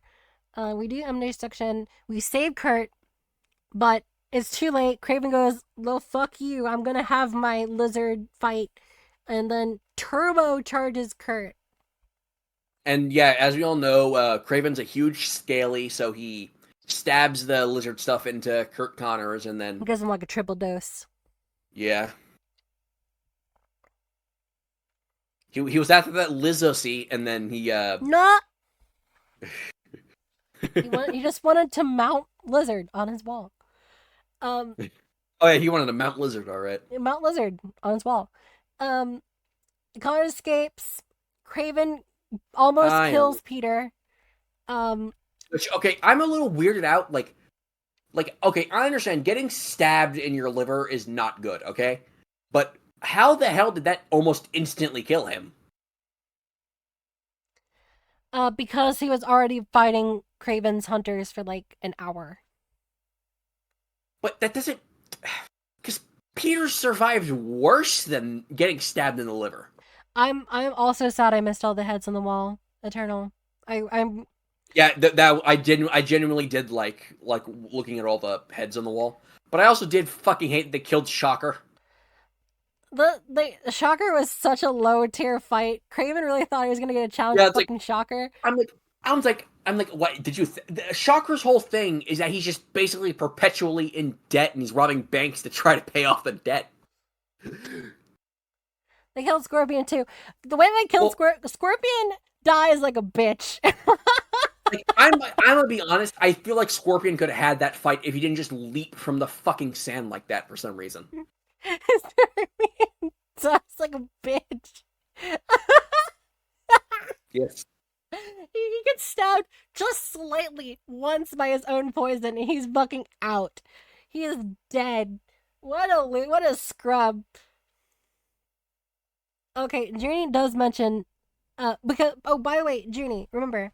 Okay, Junie, okay, I'm gonna say this. People like to exaggerate that fridge thing, like he was like struggling to lift it off. No, the whole thing is that Peter got dazed because he got a fucking refrigerator to the back of the head and it slammed his fucking head hard enough to the ground to the point where his head bounced a bit. It's like that's he was gone for maybe a second where he throws the fucking fridge off him to like legitimately just tosses it off him like Chimpus it's bounced nothing. like a dodgeball. Yeah, his Come on, head undo. bounced like a fucking dodgeball, dude. But the fridge, the train thing. He even mentions to Yuri that he has stop trains. And he also has mentioned in other things that he has stop trains. This is a much older Peter who, we have evidence as the first game goes on. He's not really given his chance. He's not really given his body a chance to recover a single time from these injuries. Also, yeah, I do like the fact that he fucking killed Vulture for some reason. Dude, A man who was dying of spine cancer. yeah, the Vulture was beyond terminal, guys. Like he was barely able to make it. That mask was a respiratory mask. Um, Like, I'm gonna be honest, I'm surprised Vulture wasn't walking around with a walker half the time. because he was flying. I just thought it's so funny. It's like, I wonder who will give me the hunt of my life. Okay, Oh I yes, understand him hunting old man Scorpion. flying, dying Ugh. flying man. It's not like he doesn't do his fucking research on these people. Um, but let's also get to the point of So we get the Venom suit, because simply because they have been making Peter tired, and also Peter's body is getting weaker because he doesn't let any of his injuries properly heal at all. Um, Yeah, do you remember in the first game, like, he was like, I believe it was Yuri that said, like, oh, you have, like, 3 broken bones or something. Like, you have a broken arm or something, and he's going out there fighting people again. yeah, and then he also talked to Tombstone. Remember, Tombstone asked him about his leg, and he mentions that he can still feel it. So he's not he doesn't let himself recover at all. And also remember, Mary Jane mentions that uh she basically patched him up from near death against Kingpin the first time. And the sword that Kingpin used basically carved Peter up, and he had to fucking um march his ass to the hospital, opened up like he got gored by a monster. Like, dude, he had not let himself heal a single real time, and that's probably why he was jealous of Lizard's regeneration. He was really hyped about that regeneration. Peter right Yeah. now is probably the least fucked he's ever been because the suit healed him. The suit Yeah. heals him. Like every time he gets injured, while he's wearing the Venom suit or any injuries he's had, he's stronger, and it just fixes him up immediately. Yeah, I will say this about the whole suit thing. People try to justify it by saying, oh, well, he touched the rock, but it's like, why the fuck does Peter go nuts in less than 24 hours while wearing the suit? I do feel they could have spaced it out at least with a few in-game days I thought instead of it just I'm being pretty sure it overnight. was a few days. No, it's practically overnight. Like he starts going nuts, starts acting Oh, when rude he to people. starts going crazy, yeah, that is true. It is pretty quick where he starts going bananas. Um, Let me see. I have notes here about that. I went back. I went back, and in order to get some notes, I also watched like a full play. Why am I getting bonked now? The game. There's no way the game takes place over 2 days. Um, he does take one rest. The one rest that Peter takes.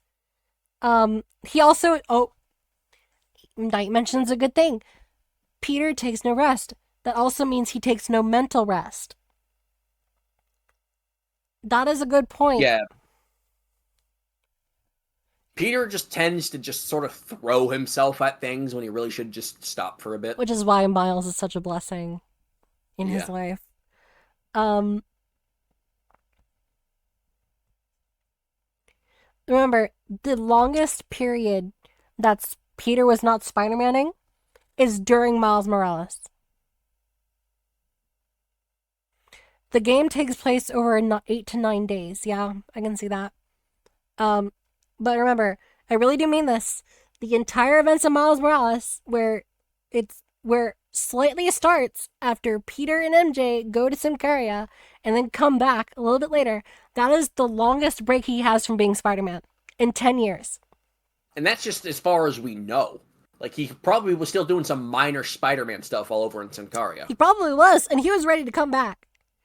Um, Which, not to turn this into a Miles Morales sense, but he probably should have came back over that whole situation with the bridge. But that's for a Miles Morales discussion. over that situation with the bridge, he probably should have come back for the bridge part, but Miles did eventually handle everything himself because he had to do his first Spider-Manning.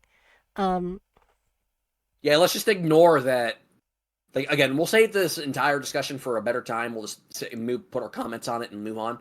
But let's just ignore that, Harlem was at risk of actually getting fucking nuked. no, let's not ignore that because that's the point. Um, that's the whole point is that they're gonna fucking nuke Harlem just to generate energy because it's fucking untested and it's not caring about people when And you it's can not just even make that. profit. It's that Finn did that. She was so dead set on destroying this building that she just, for some reason, did not believe. Hey, maybe blowing up a fucking generator is not a good idea. How long was Harry gone? Good question. How long was Harry gone? Harry, he was gone for a good significant chunk. Like, I think it was either like a year or two, I believe, because he was in that vat for a while.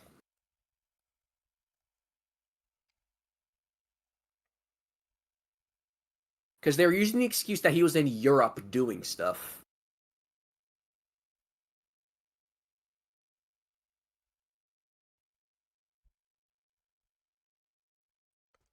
Which I do find it weird that they just don't bring up that Harry just flat out admits, yeah, I was floating in a fucking vat that my dad basically tricked me into going into. No, we see Harry looking at it at the when you first start the game I before you do I know, anything. but like, remember when he first appears and he's like, and they're like sitting, or I think it's like when they first come up, he's like, they go, oh, how is Europe? And he's like, actually, I was sitting in a vat for a couple of years, and they just don't question that. Yeah, they do kind of move past that. He kind of drops a bomb on them. Um, but they kind of they no they didn't actually knew he was, but they knew that he was in treatment. But they knew that Europe wasn't really real. They had an idea that Europe wasn't really real. I'm not saying Europe isn't real. Um, hold on. No, no, you're right. Europe is not a real place. It does not exist. Sorry, Anorak, you legally do not exist. Britain is inside of a cupboard. It's just Narnia. Um, I'm in the UK, not Europe, you fool. Ah, yes, good point. I didn't see that one coming. There's just a floating mass of land, and the rest of it in the shape of Europe is just missing from the map. Yeah. Anyways, so Um, after they get the suit, Peter puts it on. He's like, he loves it. You get the neat little symbiote powers, which are very, very awesome. I love the one where you just pick people up by their fucking skulls and slam them to the ground. yeah, that one's really good. I genuinely iconic moment where I power slam the lizard with that to phase change. But to do confronts Raven. Okay, so not long after that, we start wanting to synthesize an antidote for Connors, and it's like, oh, we got to figure it out. We go, I put on your noir detective hat, and then we go to his house. Go, oh shit, it's way worse than we thought. Then we get the sequence where it's in all the trailers where the Miles trying to track the lizard, lizard's trying to hunt Miles, Craven's boys are trying to tag and bag him, and you get like that speed through section. A lot of us have Yeah. seen that in the trailers. That's the whole thing. That's the whole section. Then immediately after that, almost immediately after that, we get the Peter versus Connor's boss fight. Great fight, by the way. Yeah, I loved it. Great fight. All of the fights in the game are pretty great, honestly. Yeah, it's like even when we were discussing what topics we're gonna go over, like even when Saru asked me like what the worst boss fight was, it's really hard to come up with even a bad boss fight. Like some of them were long, but they weren't really bad.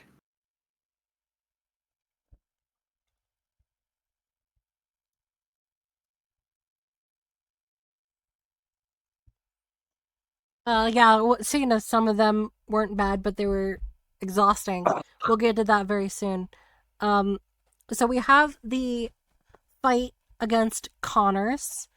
Uh, do, do, do, do, um, Peter becomes a dick immediately and is like, Lamau, no, fuck you. After he touches the rock and he gets a little bit of the rock embedded in the symbiote's chest. A lot of people think he just touches the rock and then, oh boom, done. That's it. He becomes crazy. No, he takes a piece of it. By the way, Connor's losing his arm because the symbiote ripped it off and they had to shoot it off him is metal. That shit was metal. Yeah, that's an interesting way to lose your fucking arm. And then you want to destroy us? Yeah, Eternal, exactly, Eternal. One of the first us moments that we caught. Um.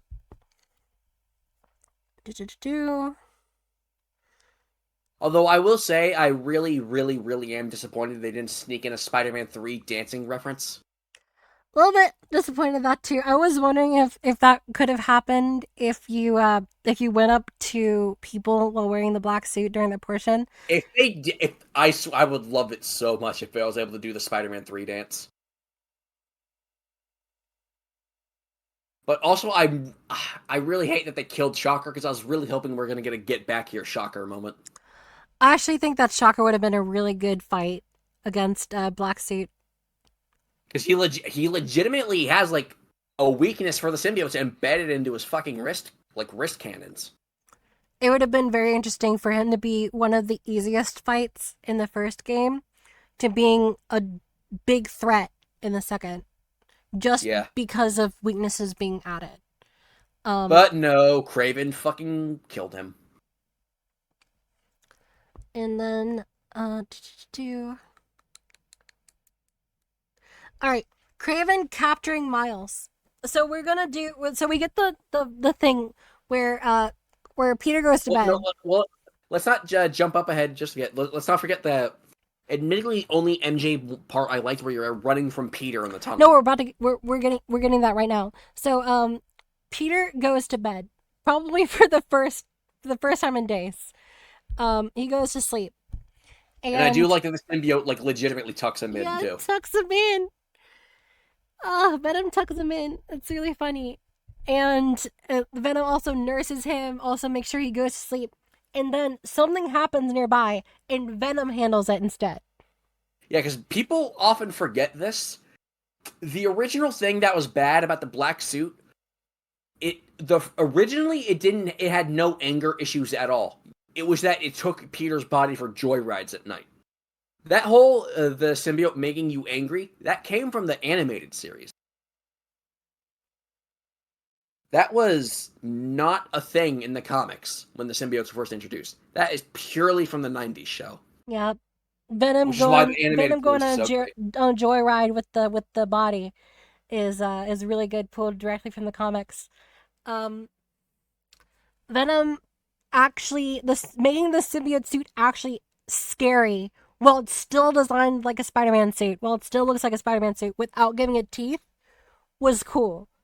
And Yeah. then you have the Mary Jane portion where you're stealthing through the Craven hunters, the hunters. Um, then some random lady is like, "No, what the fuck are you doing in my yard, bitch? Oh my god!" And then almost gets Mary Jane like turbo killed. Um, I love that because I've had that situation happen to me. I'm trying to do something like without. I'm trying to do something, then some lady. It's always a fucking lady pops out everyone and go, "What the fuck are you doing in my yard? What the fuck are you doing in my yard? Get the fuck out of my yard!" And like I'm trying to tell them to shut the fuck up. I'd be gone already if you didn't fucking stop me. Ugh, get. It's just one of those fucking things that you relate to because it happened to you. I'm pretty sure that is actually relatable to a lot of people in big city places because you'll just be going by someone's house or something, and they'll be like, "What the fuck are you doing? What? Why are you over there? Why are you looking suspicious?" Like, I'm just walking by. What the fuck is wrong with you? And they always say, "Oh, I want you out of my yard," and then you have to tell them, "I would have already been gone if you didn't stop me." And then they start yelling more. Ugh, God, it's like I got like I got like a contact anger from seeing that scene just because I relate It's to that very so heavily. accurate, yeah. Yeah, And almost gets both her and Mary Jane Kitty, no, killed. don't do that. Don't do that, Kitty. Don't walk in front of my microphone. Kitty. I know you can't see here, but everyone in chat say hi to my cat Annabelle. Hello, Annabelle. Very fuzzy kitty.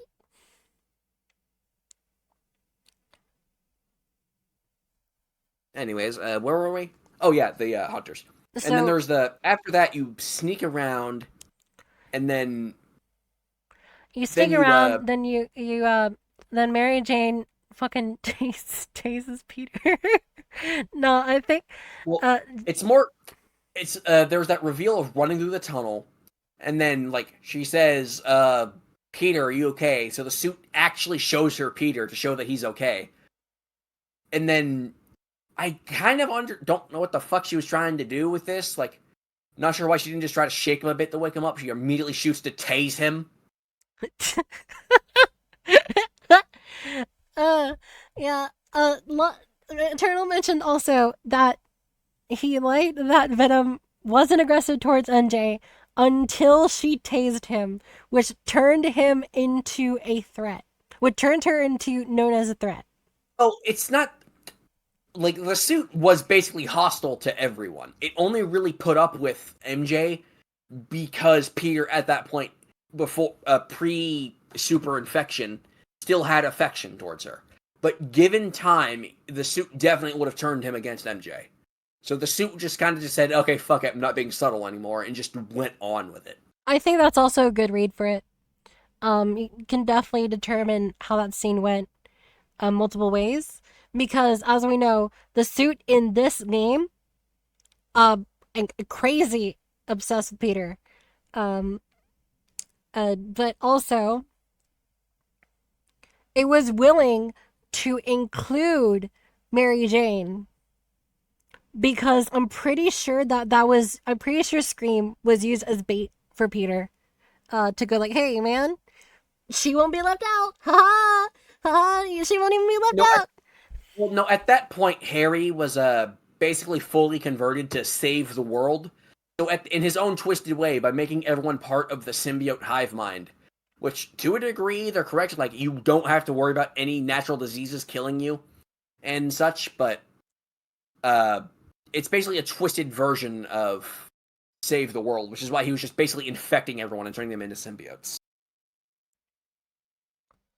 All right, next up we have. So that chase scene was great, by the way. That chase scene was seeing Spider-Man and Spider-Venom from the point of view of someone that they're trying to attack is amazing. It was actually really good, really great framing. Whoever did that, And I A did love plus. that reference to that one. I did love that reference to that one Spider-Man What If comic where he never took the symbiote suit off and he's just a violent, aggressive monster. Do and then and then you have to do one of the single longest mob bites as Miles. Yeah. with the Craven hunters, and then you have to do the second part of it. But uh, that was fine. I also love the fucking Miles getting pranked by the fucking guy on the crane. Yeah, being brought in for the hunt. Um, and then what surprised me is that they had the balls to entirely remove Miles from your mechanic, Yeah. like your game, Yeah, they completely remove him. which is great. That adds agency. Um, I am sure it could frustrate someone. It's like someone somewhere is gonna be like, "How dare they fucking touch my character selection?" Ugh. But you're already gotten used to playing as both Spider-Man at this point. Yeah, exactly. Um, let's see. I did have a note I wanted to say. Okay, so once you get the suit, once you get the black suit, and you do crimes, if you go do normal crimes, like just against thugs, they'll be like, "Oh, well, look at you, on your suit."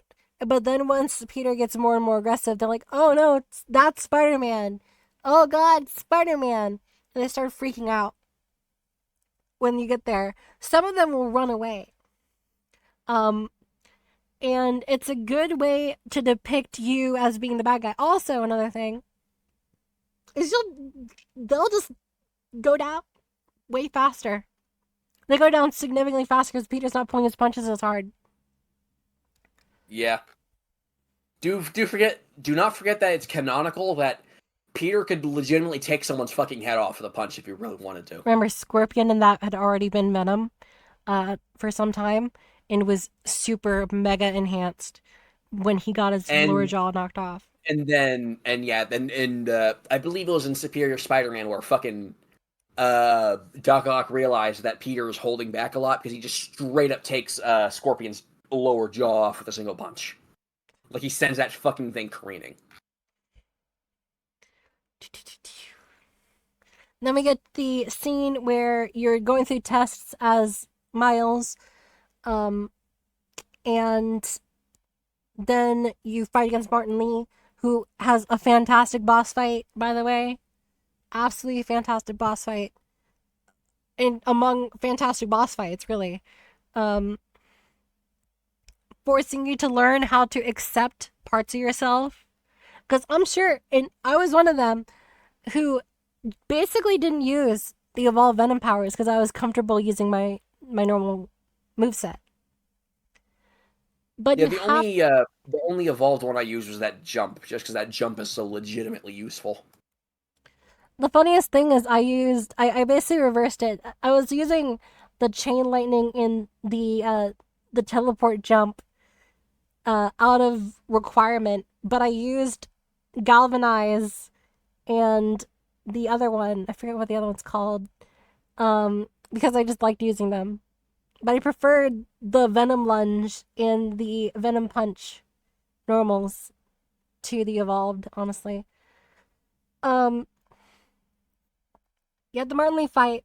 Martin Lee goes into Miles' mind and realizes that he is the Norman Osborn of his life to Miles, which Yeah. that is what breaks him and sends him on a path of, instead of survival, to penance, is survive to redeem yourself. Martin then goes to the site of his crowning achievement, Feast, and is able to get Peter to go there. And that's really cool. That was a really good scene.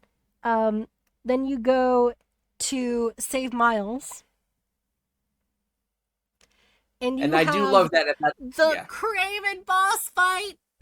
I do love at that point Peter was legitimately going fucking feral. Like he was actually like just about to just basically just start screaming instead of talking his responses to things. The Craven boss fight is so good. And I'm sorry I haven't mentioned Dima. Dima is a good kitty. That entire scene in the Hunter's Lodge is really, really strong. Having you be able to knock walls down is great. Um, oh, really good. Really good set piece. But you go into um the Craven when Peter screamed "Where," it sent chills for Interact. That's really good because it basically changed. You get to see the drastic change of himself as a person. Uh, Also, we need to acknowledge the fact that Peter wakes up, doesn't even remember going to sleep, and he doesn't remember going back to his house to go to sleep.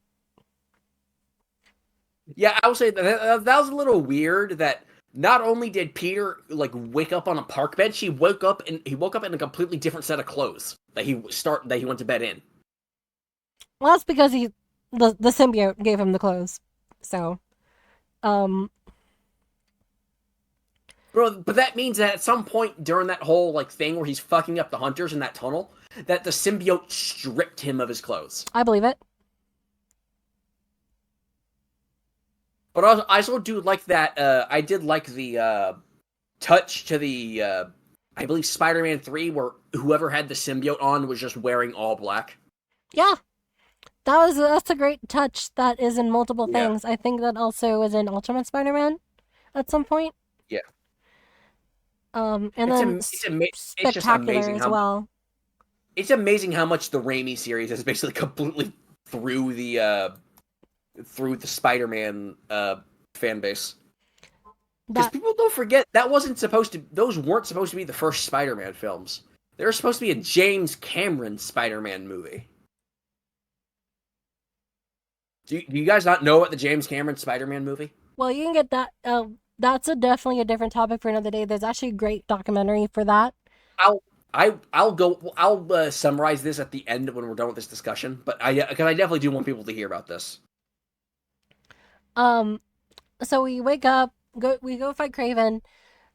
Give the documentary. Threebs, can you go find the documentary while I'm doing this summary portion? Um, Sure. we go fight Craven. Craven's fight is incredible.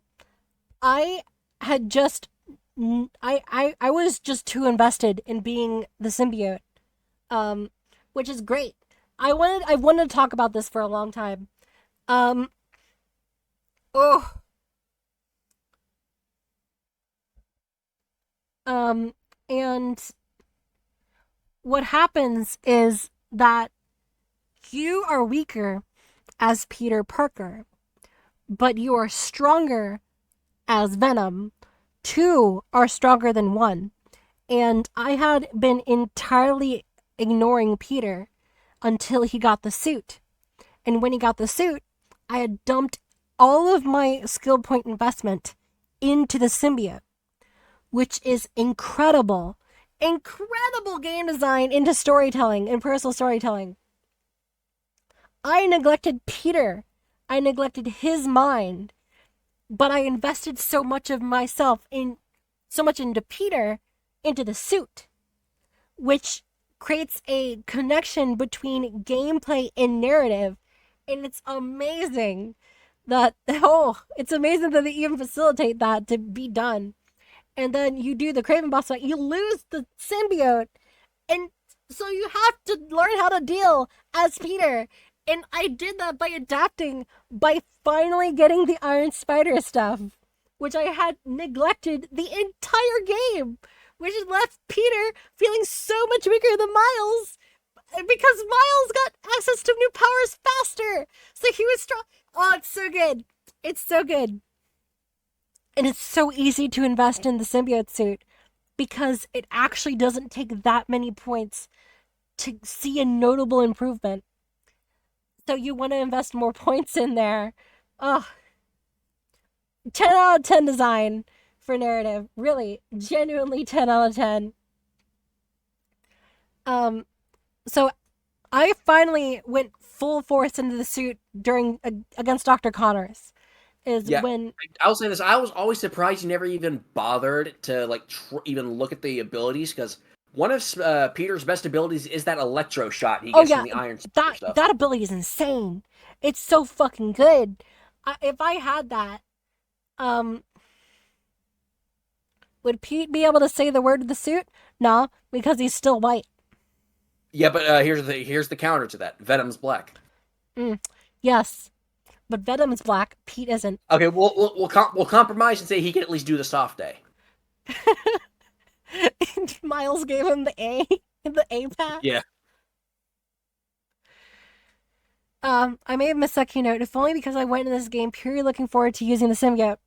I went into the game. Okay, guys, I'm gonna put a pin in it at this, but just to give you a couple of just to let you know how wild this movie is. You can find the full script online as well, but just to let you know, just a couple points. Spider-Man, the James Cameron movie, would have been rated R because of its strong language, violence, and graphic sex scene between Spider-Man and Mary Jane. Oh. And Arnold Schwarzenegger was going to have a cameo in the movie as Otto Octavius. That would not have fit. That would so not have fit. I don't know. I want to see a Terminator. I want to see that. I want to see a Terminator Otto Octavius. I want to see that. That sounds hilarious, but it absolutely does not fit Otto Octavius. Yeah, but I really want to. I really want to fucking see that now. Peter, what are you doing? Peter, get inside! Get to the chopper pocket! Dude, that is fucking hilarious. Peter, put the tentacle down!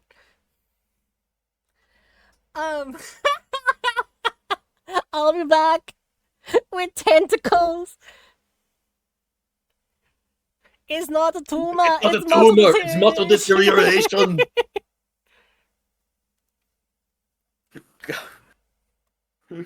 Can you imagine a rated R Spider-Man movie? Not because of like incredible violence, but because of graphic sex between. That's so. That would be so stupid. That would be so dumb. Oh wait, hold on. We do have a new chatter. Relay. Welcome to chat. Welcome to stream. He did gain white privileges. Oh, that is true. Venom got white privileges. I mean, yeah. Why do you think he wasn't getting stopped by the cops? Bruh!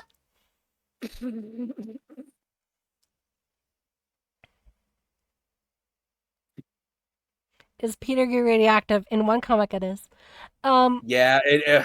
Okay. Look, we'll save all the stupid fucking Spider-Man comics for a different cast, but yeah, look, there are some stupid fucking Spider-Man comics. You know what comic isn't stupid? Kraven's Last Hunt. And what a great. Oh, here we go. What a great. No, I'm about to talk about Kraven. I'm about to talk about the Kraven boss fight. What a fantastic way to work that comic in, alongside the symbiote Spider-Man Black Suit arc and Venom USA / Carnage USA / the symbiote takeover event. What a incredible way. I have no fucking idea how they juggled all those plates. I'm looking at the fucking cast for the James Cameron Spider-Man movie. Leonardo DiCaprio would have been Peter Parker / Spider-Man. What? Maggie Smith would have been May Parker. R. Lee Ermey would have been J. Jonah Jameson. For reference to people who don't know that name, that's the drill sergeant from Full Metal Jacket. That's pretty good, actually. That's a really good casting.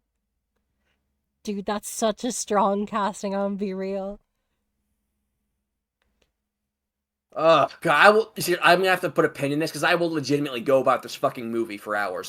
It's so fucking insane. Okay, anyways, back to what we were saying about the Kraven boss fight or whatever.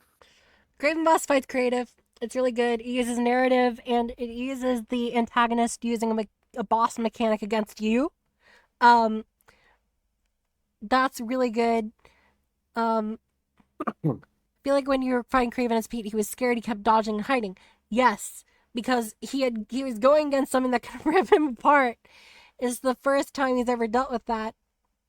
But he's also treating Peter as an animal. So he's still hunting him, setting up traps and all that. When we get to Kraven Fight 2, his methods have significantly changed, but we'll get to that soon. And is J. Jonah Jameson racist? He's Spiderist. He's not racist, he just fucking hates Spider-Man. It gives him life. In the books, in the canon book, the entire podcast was started just to shit on Spider-Man.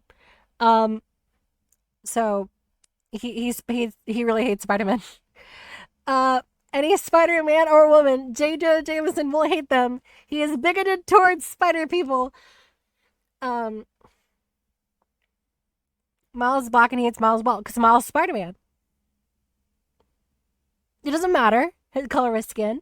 He doesn't give a shit what the color of the skin is. He's just gonna hate them being Spider-Man. He gives Spider-Man way more hell than he does any of the villains in the series. You gotta remember, Jonah wins a award for his journalism in taking down a mob force, and he does he gets that, but he writes books about how he hates Spider-Man. That is in-universe stuff. That is in the previous game and the DLC. You gotta remember that. But on topic, back on it. Jonah supported and funded the creation of Scorpion. That is correct. The anti-Spider-Man. Now, let's see. Let's also not forget those J. Jonah Jameson bots that are running around. But that's in the comics, or that's like in the early comics only. Okay, so nearly kills Kraven. Miles stops him from killing Kraven, which Miles realizes how far things have gotten. And then you have probably the best fight in the game, honestly, which is Miles versus Peter. Miles versus Peter is incredible and so in-depth with its mechanics. You can go invisible and Peter can see you, but if you touch the black webbing, he knows exactly where you are.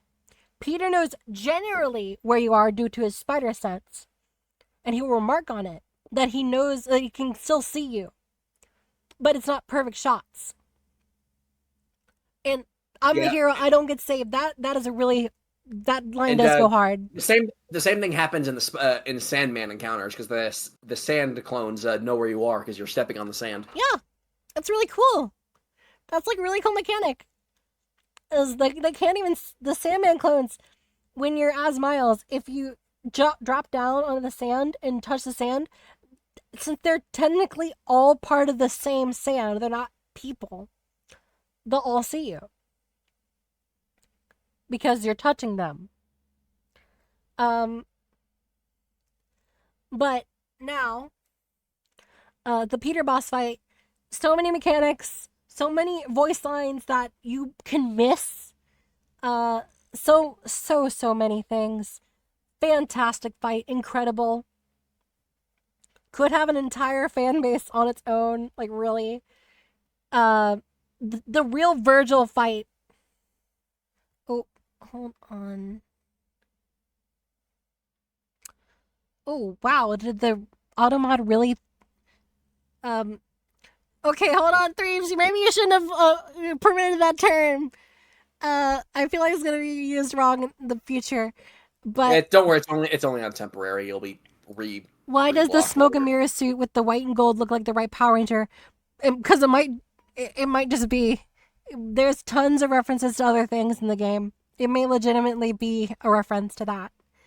But now back on. But also it might be a reference. It might be a way to give Miles a anti-venom suit. But back on the Peter fight, you beat Peter. You take the suit off. And they don't let you keep the symbiote powers. Fantastic! Fantastic! It forces you to get good on Peter! And then you have multiple Peter fights to do. Yeah, it's nice. Really great touch. Me, as someone who was already, using those powers in mixture with the symbiote powers, I was fine. But you had balance. Which is the lesson that Mary Jane tries to teach Peter at the start of the game, which is important because the game starts off by telling you to keep a balance in your life. You listen to the game. Me, Other people, me and Eternal are good examples. We don't. We bought into the symbiote suit, and thus we were punished for not keeping balance. And that's great. It's really good that they actually let us punish ourselves with that. Now, speaking of punishment, we bring the symbiote back to Dr. Connors in Oscorp. The most annoying enemies are the flames. I actually agree. I wholeheartedly disagree. The symbiotes were fucking hard to deal with, man. I actually will agree that the most overall annoying are the flames because I like to use webbing, but try fighting the symbiotes as Miles and it just does not feel fun. It in some cases does not feel fun. It feels fine when you're fighting the normal symbiotes, but once the brute symbiote comes out, Miles can't do shit against the brute symbiote. But we bring the symbiote back, and then, bam, boom, whoosh, we get the Venom portion. Venom comes I out. love that so much. Says, I "We love are that section Venom," so and much. Venom's all over the place. It's so great. Like, legitimately, Venom is going around fucking murdering those people. Like, legitimately, one of the finishers you could do, you legitimately pick someone up, hold them by their head and the end of their feet, and snap them in half.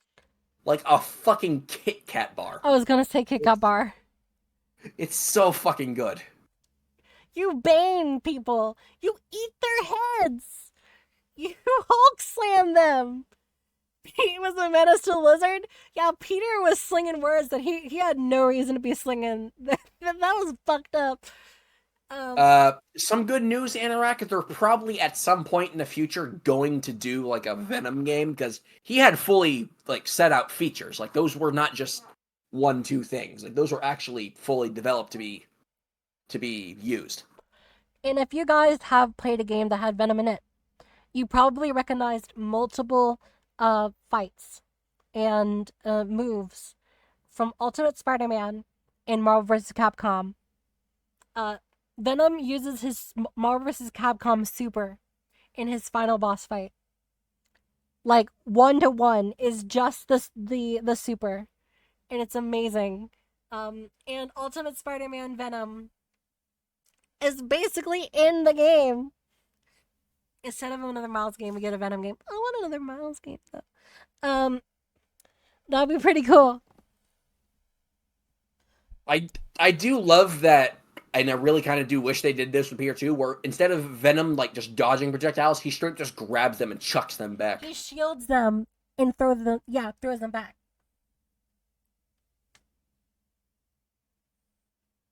It's just so great because it literally does show that at that point Venom just does not care for keeping things alive.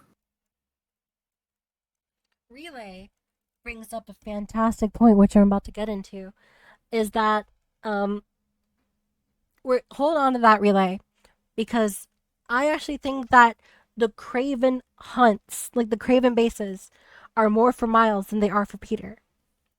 But Peter is absolutely meant to do the symbiote nests, which makes it weird that Miles is the one that gets the final reward.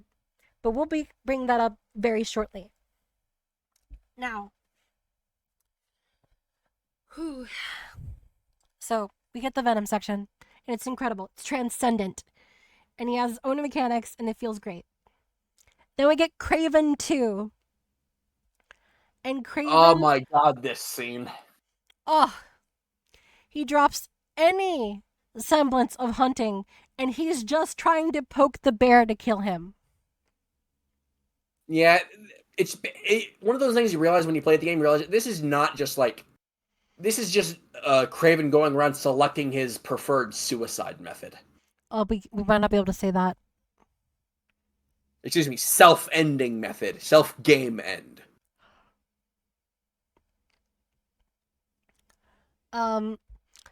He basically, yeah, he's picking a poison, and he picks Venom, which I'm pretty sure is the pun that they were going for.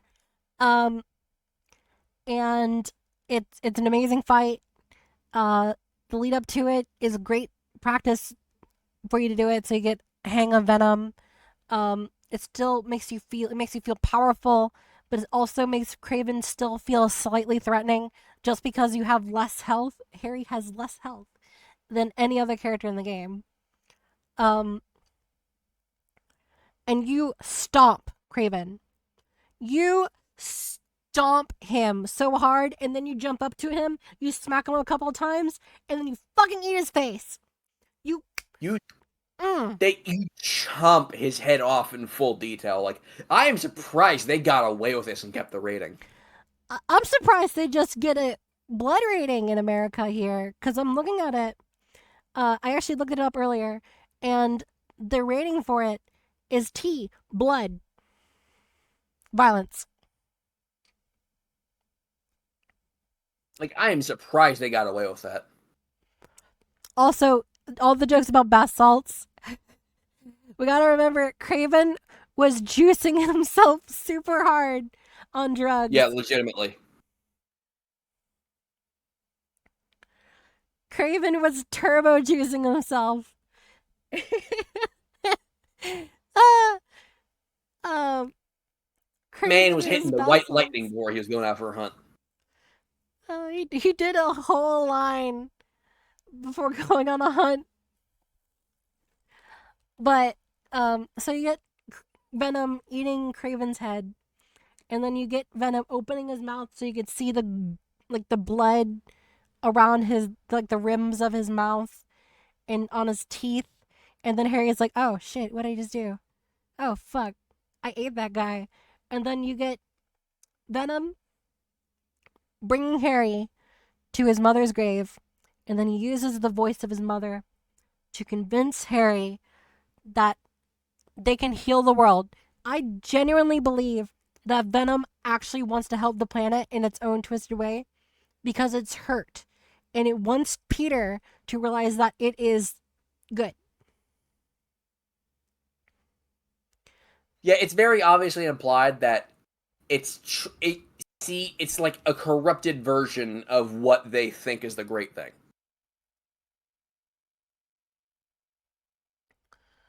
Um, Harry sees this vision, and all things considered, if Venom wins and venomizes the whole world, technically the world's saved. The world is healed. Um, and people won't die of disease. They definitely won't fucking die of natural disasters, except they might need to worry about thunderstorms. Um, maybe earthquakes. I don't know, but the world is effectively healed. Um, no, Venom licks people. That means he is a offender, or he's gonna be sued for sexual harassment. I don't think that's the other thing, because he doesn't do that to any underages. Um, Venom has standards. Venom is a professional. Venom has standards. Actually, Dimension brings up a great point. No kids are harmed by Venom in the events. Not even by the Venom symbiote buds or anything. Ain't that just lucky? I'm pretty sure it was a measured, like attempt or something. Pretty sure it was measured. Um, Yeah, as Eternal said, children do not exist. You are born as a 20-year-old. You're born as like a 16-year-old minimum. yeah, Venom will stop fighting Spider-Man in to save children from getting hurt. Um, yeah, Venom has standards. But so we get the scene where they agreed to help save the world. Um, but they still are in agreement that they should bring Pete in on it. And yeah. Then we get to that. Okay.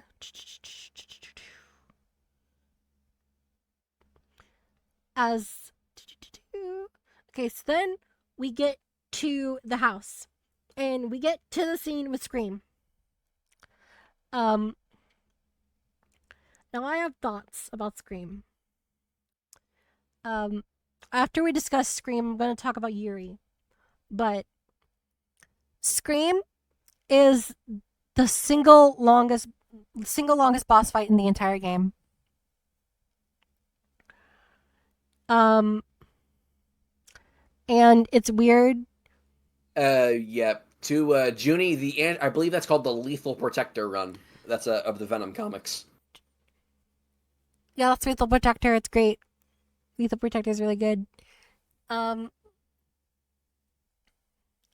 but Scream's boss fight, the boss fight against MJ, is the longest boss fight in the game. Um, it has 4 phases, most of which all have phase transitions. There are transition cutscenes between the phases. Um, I would say yes, Eternal. It's longer than Sandman because Sandman's fights are extremely short. Um,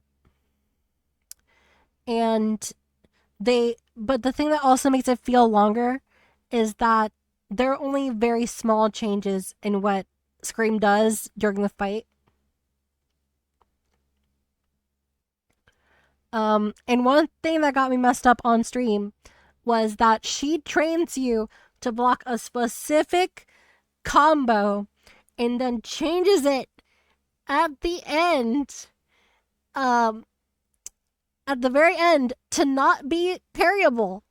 And that just feels weird because you lose a burst window and you don't get a lot of time to damage Scream because as soon as she's done being stunned, she's right back up in the sky and it feels like, oh, it's really frustrating. Um, Yeah, there was. I could tell that the out of everything, Scream was like sort of the least tested boss fight because she really just had some really one and done type of moves. Like a lot of her things were very clearly just slapped on there and weren't really tested.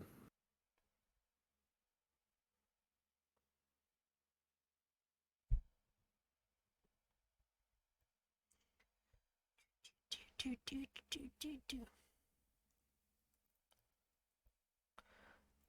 okay, where were we about Scream? so you beat Right. Scream, get Mary Jane out. Um, Which okay, I will say it's kind of weird how just the symbiote just dies as soon as it's not on Mary Jane anymore. because When they basically just turbo slam the symbiote and torture it with sounds, and it's basically a baby symbiote. but it's just very weird because like I very like it's canon that they can survive without the hosts. Yeah, but they like absolutely fucking mollywop gank that thing on all sides of sounds.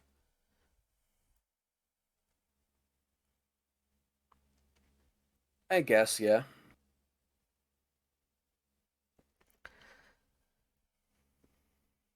You're gonna talk about the MJ being turned scene being the writer's barely disguised fetish. Yeah, I definitely see the implications there because they purposely framed it out in a way that it was very, very questionable.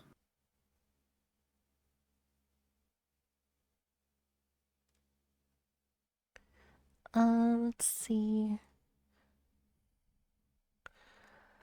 Um, okay, so like, gonna stretch against some water. Um, Now after that is the scene where Miles and Lee save Peter from the symbiotes trying to flood onto him.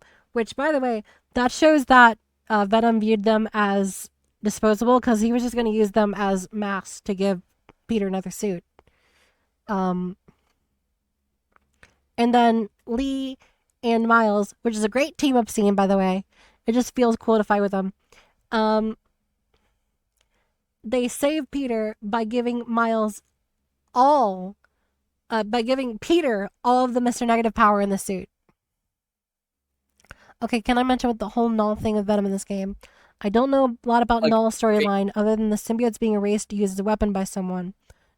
But personally, I think Venom being the creator of a bunch of weaker symbiotes and such. Hold on. We're just gonna let this pause. Go ahead, interact. Do you think it's cool? okay, Anorak, we will say we are gonna touch on Null, like at the Is end a of lot this. better.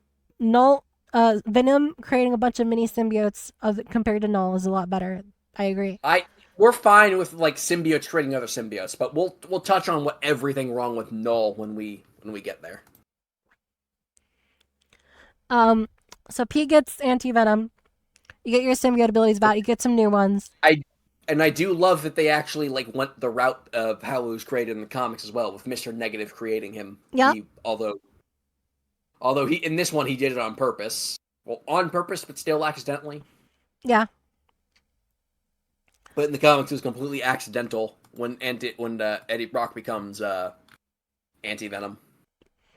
So you get your anti venom powers, and now I'm gonna mention the Craven bases with the blinds and the bases themselves. They absolutely feel like they're more meant for Miles to do them. I tried to do a couple as Peter and then a couple as Miles. And Miles just felt significantly more effective, even when Peter had the black suit. Um, Miles is just better at taking out like groups of enemies with stealth and also re-stealthing to change the situation. And also they have things specifically designed to make sure Miles can't perma stealth. Yeah, Um, which you can then take down so you can use stealth again, which you are rewarded with not having to fight the super brutes. Um, but the symbiote nests, they don't feel feasible for Miles to do for any in any way that is fun. like Um, I did do them, or at least one of them as Miles, and they very obviously were intended for Peter to be there. But you can do them as Miles, but you really got to start like relying on the concussion grenades yeah, it's not and fun the. though. It's not fun if you do them as Miles. I get you saying, but you can do them, but it's just not fun. There is a couple where they don't spawn in brutes. The symbiote brute, Miles can't really do shit against that thing. Um, and if it eats a galvanize, then it ate the galvanize, and it's you're not getting any of the effect from it. Um, but you can just do it as Pete, and you're dealing significantly more damage to the symbiotes. You have better crowd control. Um, and Peter, well, natural speaking English is really hard. Speaking English is really hard. Um, Peter will naturally have a lot more control of a situation involving symbiotes than Miles does. Those little green fuckers, especially. Um,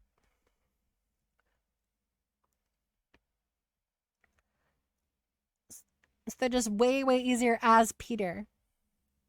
Let's see. Yeah, they are significantly easier as Peter because you do hit them with the anti venom stuff, which basically cuts their HP down to nothing, and you could essentially one shot them. And let's Then see. What was I after gonna... you do all that, you get a clean black suit for Miles. Um, Yeah, it's cool. The suit is cool. Um, yeah. They're basically references to when Miles became possessed by Carnage in that one Carnage comic whose name I can't remember. the King in Black event. Yeah, that one. Those suits look pretty fucking neato. But it's weird that Peter doesn't get a reward for it at all. Absolute Carnage. There you go. Absolute Carnage. Yeah. But it is really weird that Peter doesn't get any reward for basically carrying them prior to King Black. Thank you, Eternal. Um then It's pretty uh realistic because half of what Peter does he doesn't get rewarded for. Now we can talk about now at around this point we get the ending of the flame arc. Actually, the ending of the flame arc happens immediately after you lose your suit, your black suit, so you're at your weakest. Which Connors mentions fatigue, so removing the suit themselves causes extreme fatigue, which is another reason for why he was able to get pinned under a train. Um, I mean, not only that, like he was also pinned under the train in a very awkward position. yeah, that has no fucking leverage.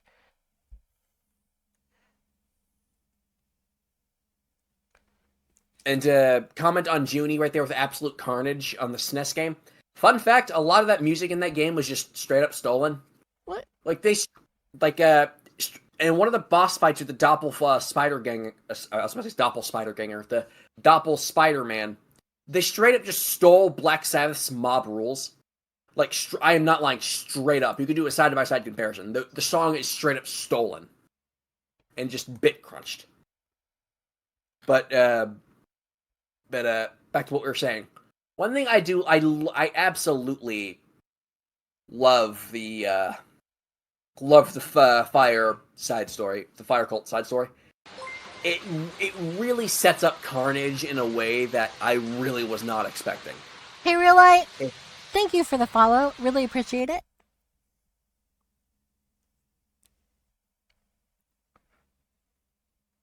10th And anniversary suit. I love that everyone has like different favorite suits. It's fantastic.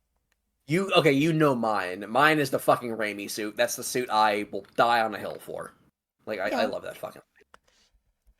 And my single favorite suit is the Into the Spider-Verse suit. Yeah.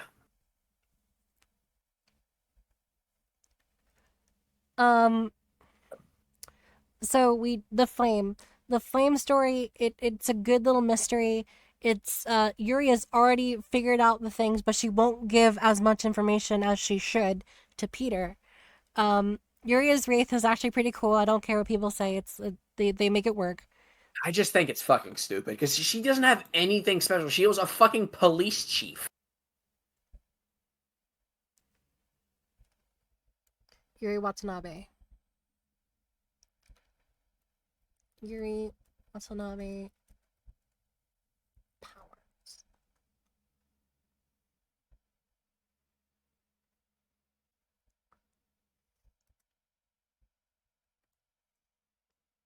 Yuriko Watanabe.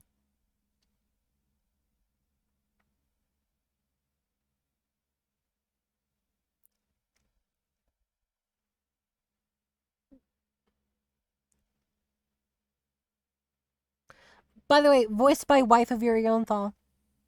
Yeah, that's a fun fact. Yep, Tara Platt.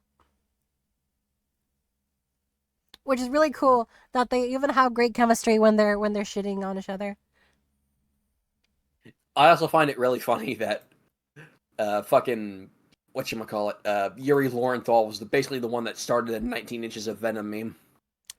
He really helped it. He definitely Yeah, helped it. he shot it off like into the universe.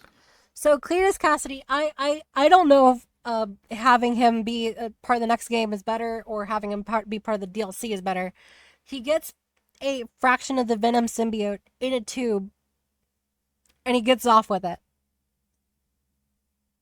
I don't even know. The thing is, that thing is tinted red too. Like it's not just a piece of the Venom suit; it's straight up just red. I thought it was the lighting. I don't. I don't. It's been a. It's been It a. changes red. Anorak says he changes red.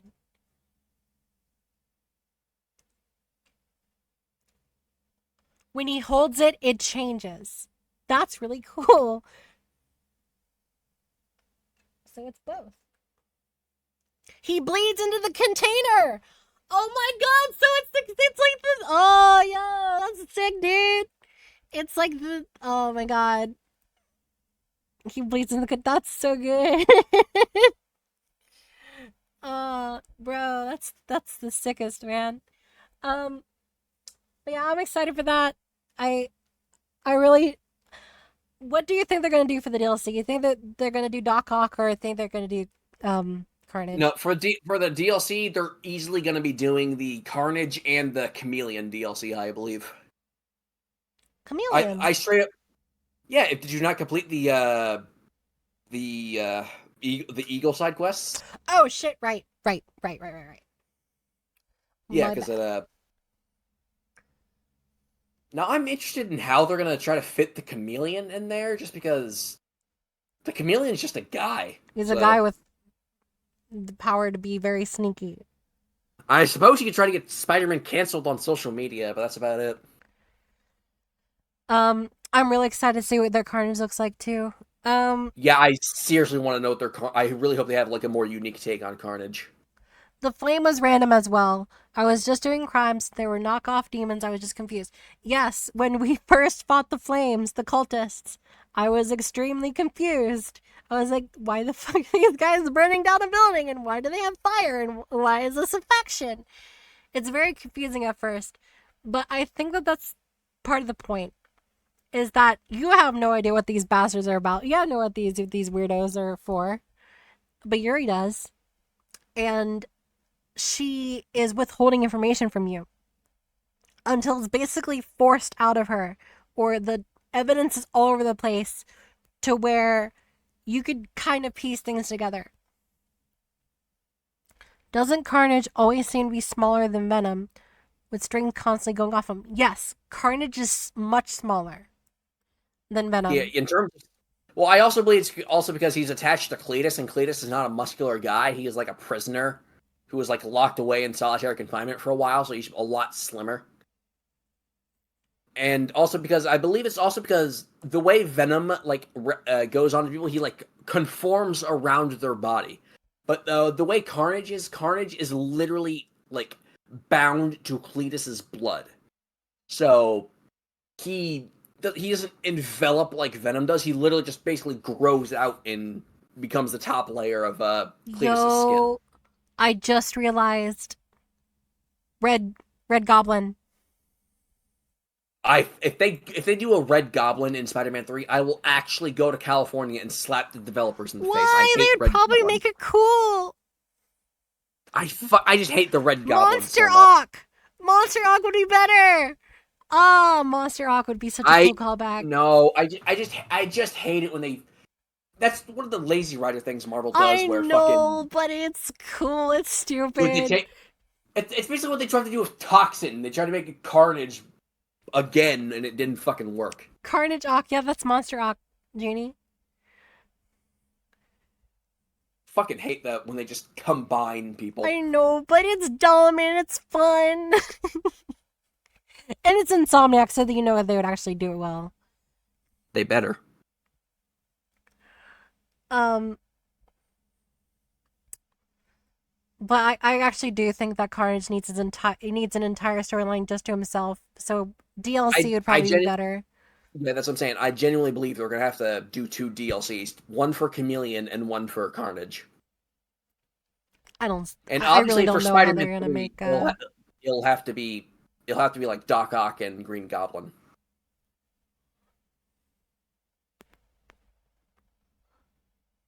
I don't think that they can even. I'm not sure how they're gonna make Chameleon the villain of an entire DLC. I mean, they literally have to because that's how they set it up. Like they literally set it up that he's gonna try to do something to Spider-Man that fucking Craven couldn't. What are they going with Anti Venom, or will we just be forgetting about it by the next game? I'm pretty sure it's staying on Peter. Um, Yeah, the whole implication is that Peter is now anti-Venom. And I wonder if they're going to go the angle of if they're going to try to do what anti-Venom is in the comics, where Peter will have to try to resist the urge to cure people by giving them the antibodies. well, no, that wasn't necessarily Anti Venom. That was Eddie Brock, but he was not I know, well. but no, it was implied in the comics that he legitimately had the urge to cure people. Like he legitimately just had to cure people. Like it was a fucking necessity for him at that point. That yeah, that's because he developed a Jesus complex and he'd gone fucking mad. Well, not no. At first, it's literally implied that he basically has to because it's like a fucking urge in the same way that Carnage basically just has the urge to kill just because. No, I'm gonna blame that on Cletus. I'm gonna blame that one on Cletus. Um, because Cletus is fucked up. He was But yeah, no, she was always a fucked up. dude. I need to remind you the part where he killed a dog with a power drill. He was not exactly a well-adjusted Yeah, individual. no, Cletus. The thing is that No, Eternal. In the comics, Anti-Venom literally makes it so that he could cure people's powers from them. Like that's one of the things that he does to Peter a bit. In that when he comes in contact with Anti-Venom, his powers literally start to weaken because his body is essentially be given the instructions how to cure what's wrong with it. oh, but also Eternal means about the game. Yeah, but Eternal means the game. Anti-Venom didn't have any curing powers in the game. He had anti-venom powers. I mean, yeah, I know. I'm aware. But yeah, I played the game. We're talking about you were talking about the comic, but it is mentioned that we probably don't need to worry about Peter going cuckoo because I think that would kind of feel like it's retreading old ground. Um, Also, there was a lot of differences between how Anti-Venom was fully formed in the comics versus the game. And thematic things and all that. I Now, think I'll say this. I wonder if they're going to try to introduce Paul in Spider-Man 3. they won't. I think it'd be funny if they do. I don't think they ever would. I just wanted it to be funny that they somehow try to shoehorn Paul into this too, like they do with the comics.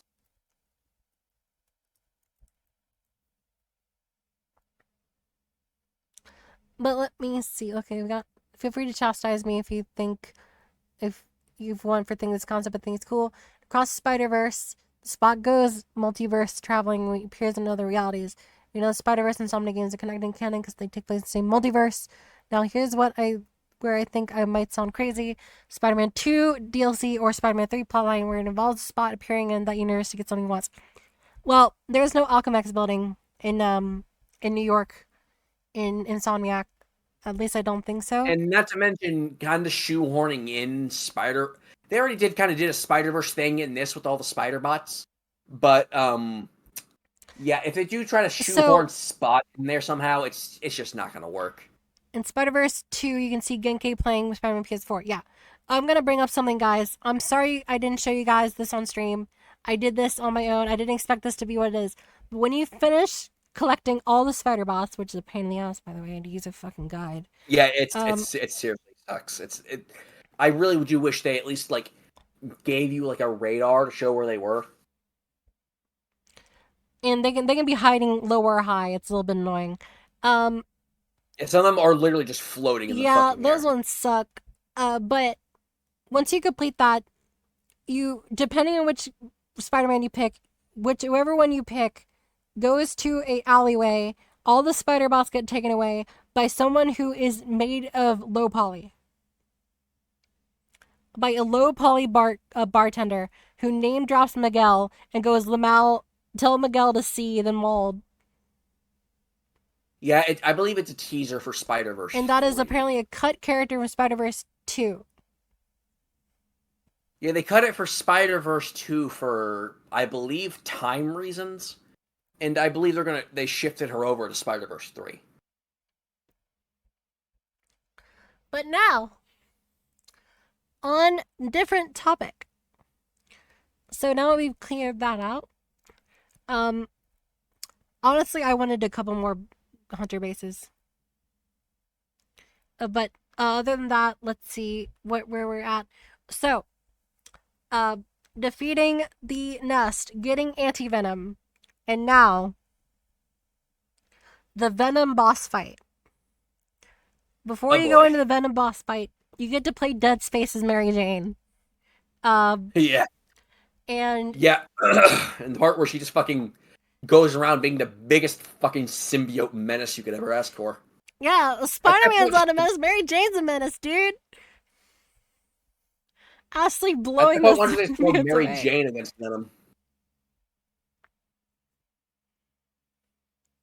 Um, and then you get a did was there a horde? No, there was a horde fight as Miles. Um, you get a timed horde fight as Miles. You get a mob fight. Then you do Mary Jane. Um, there's the really cool cosmic horror sequence. I'm actually gonna say it was really cool. The cosmic horror sequence. When you see the hive mind, you see Venom's hive mind, and you see the red sun. Um, Yeah, that was very very neat. um, then you get the Venom boss fight with against Basketball Venom, against Marvel vs. And he just Capcom fucking Venom, yeah, where he just fucking slam dunks you. against Ultimate Spider-Man Venom, against Web of Shadows Venom, against Friend or Foe Venom. It is a combination of basically every Venom from a video game, and then also memes, and it is so good. Ah, it would be so I just awesome. It would be so cool.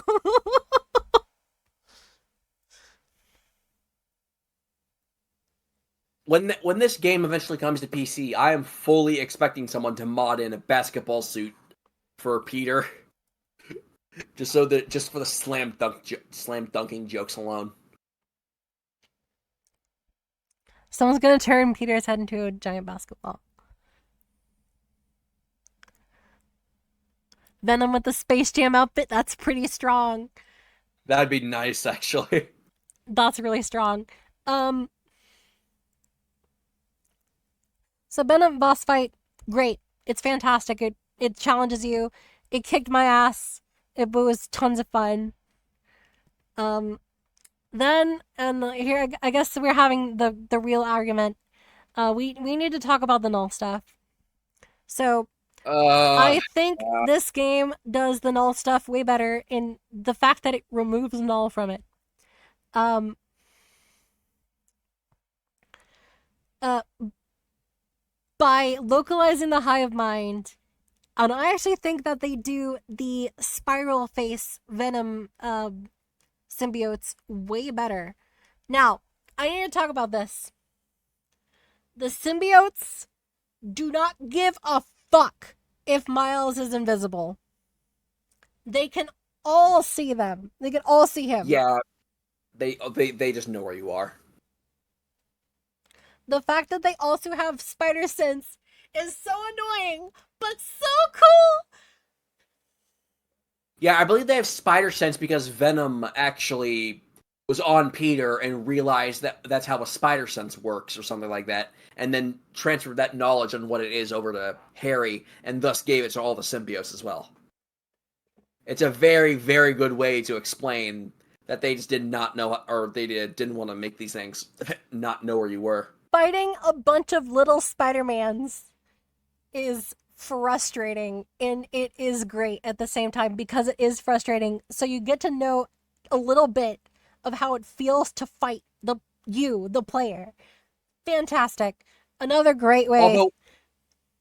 Although, I missed the part where fucking Spider-Man could literally say no to getting hit and just instantly make you drop a combo.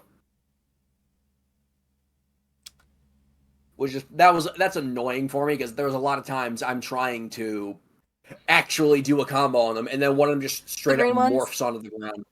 Yeah. Yeah, it's the green ones. They get one shot by webs, but they can't be hit by anything else inconsistently. Still wondering what exactly the meteorite was, though, since Venom couldn't mass produce symbiotes until he had it. The meteorite was like a symbol of null or something.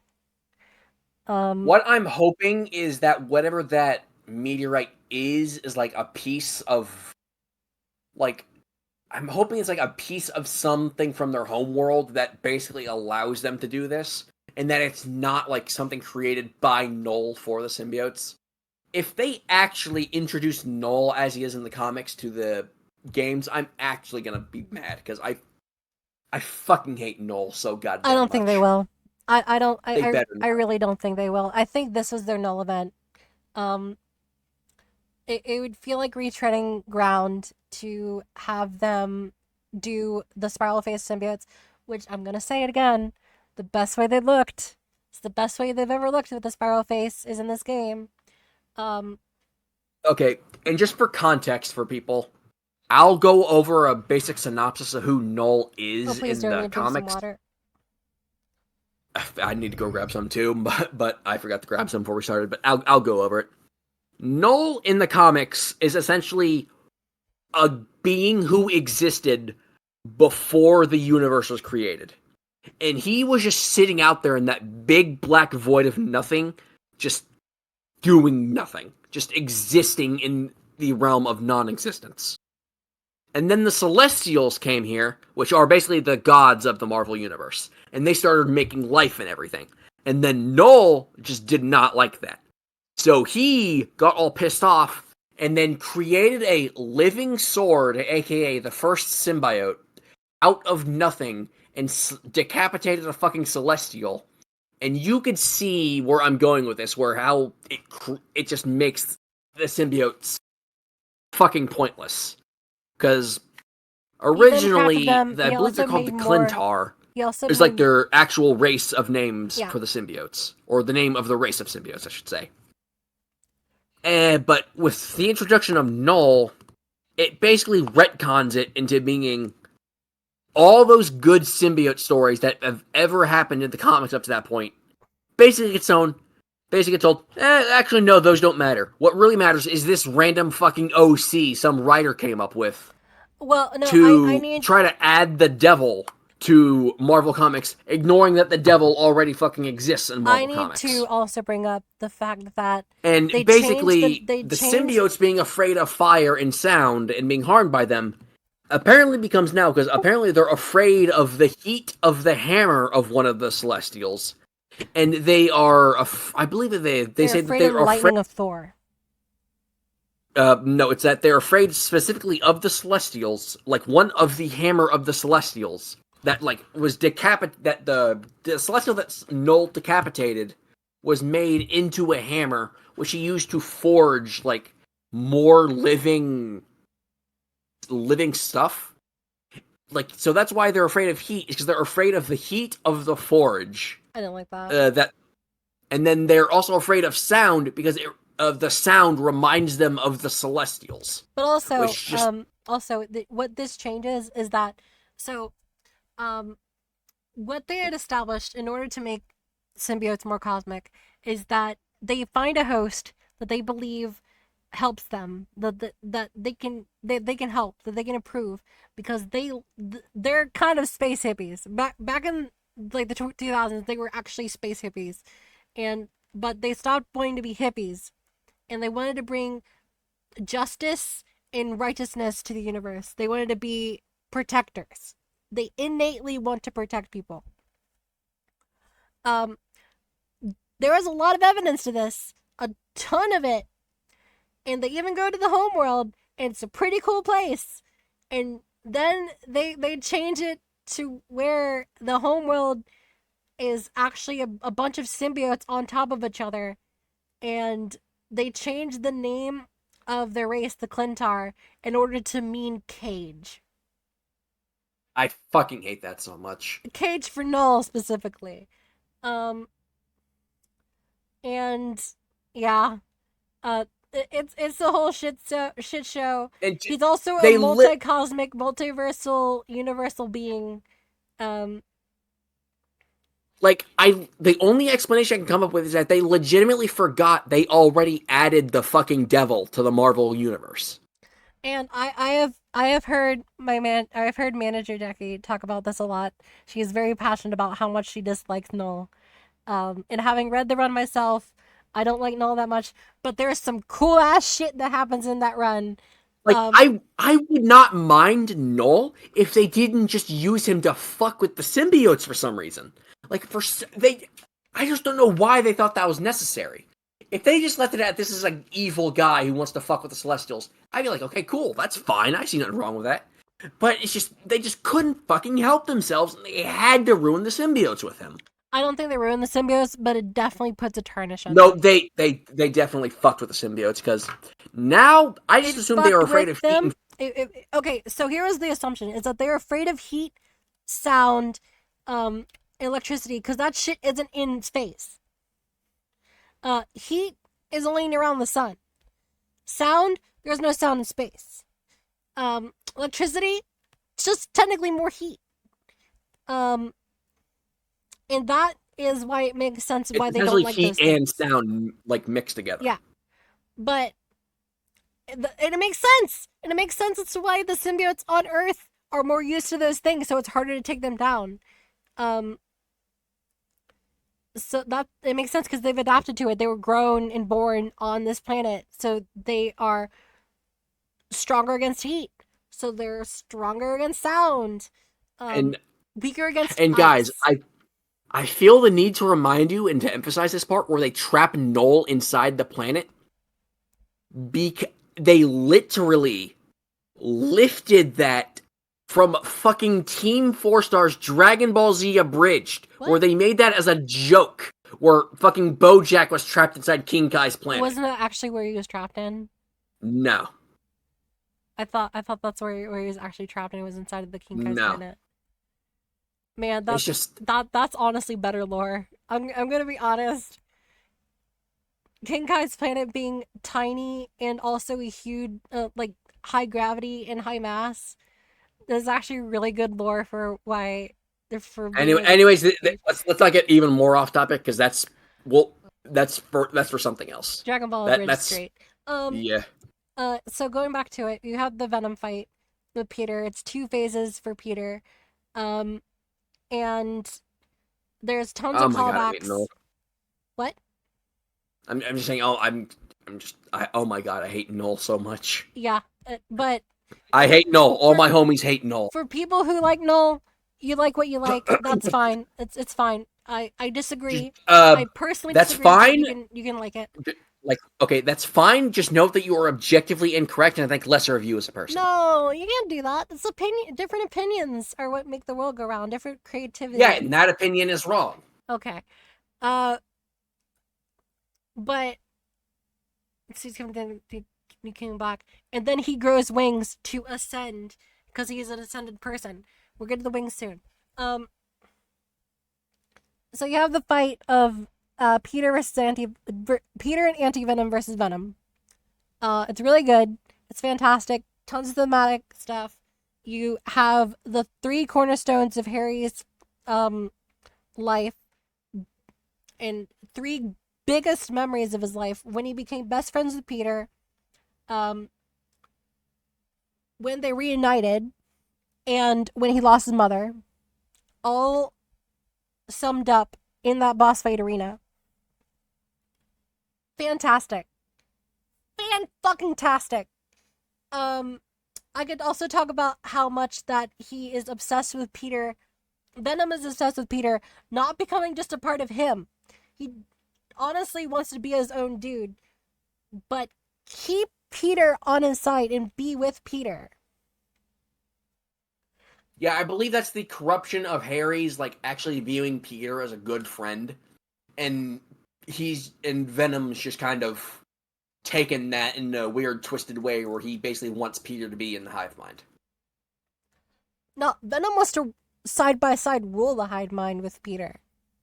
Yeah, that's what I'm saying. That's why he wants to be like his friend in the hive mind.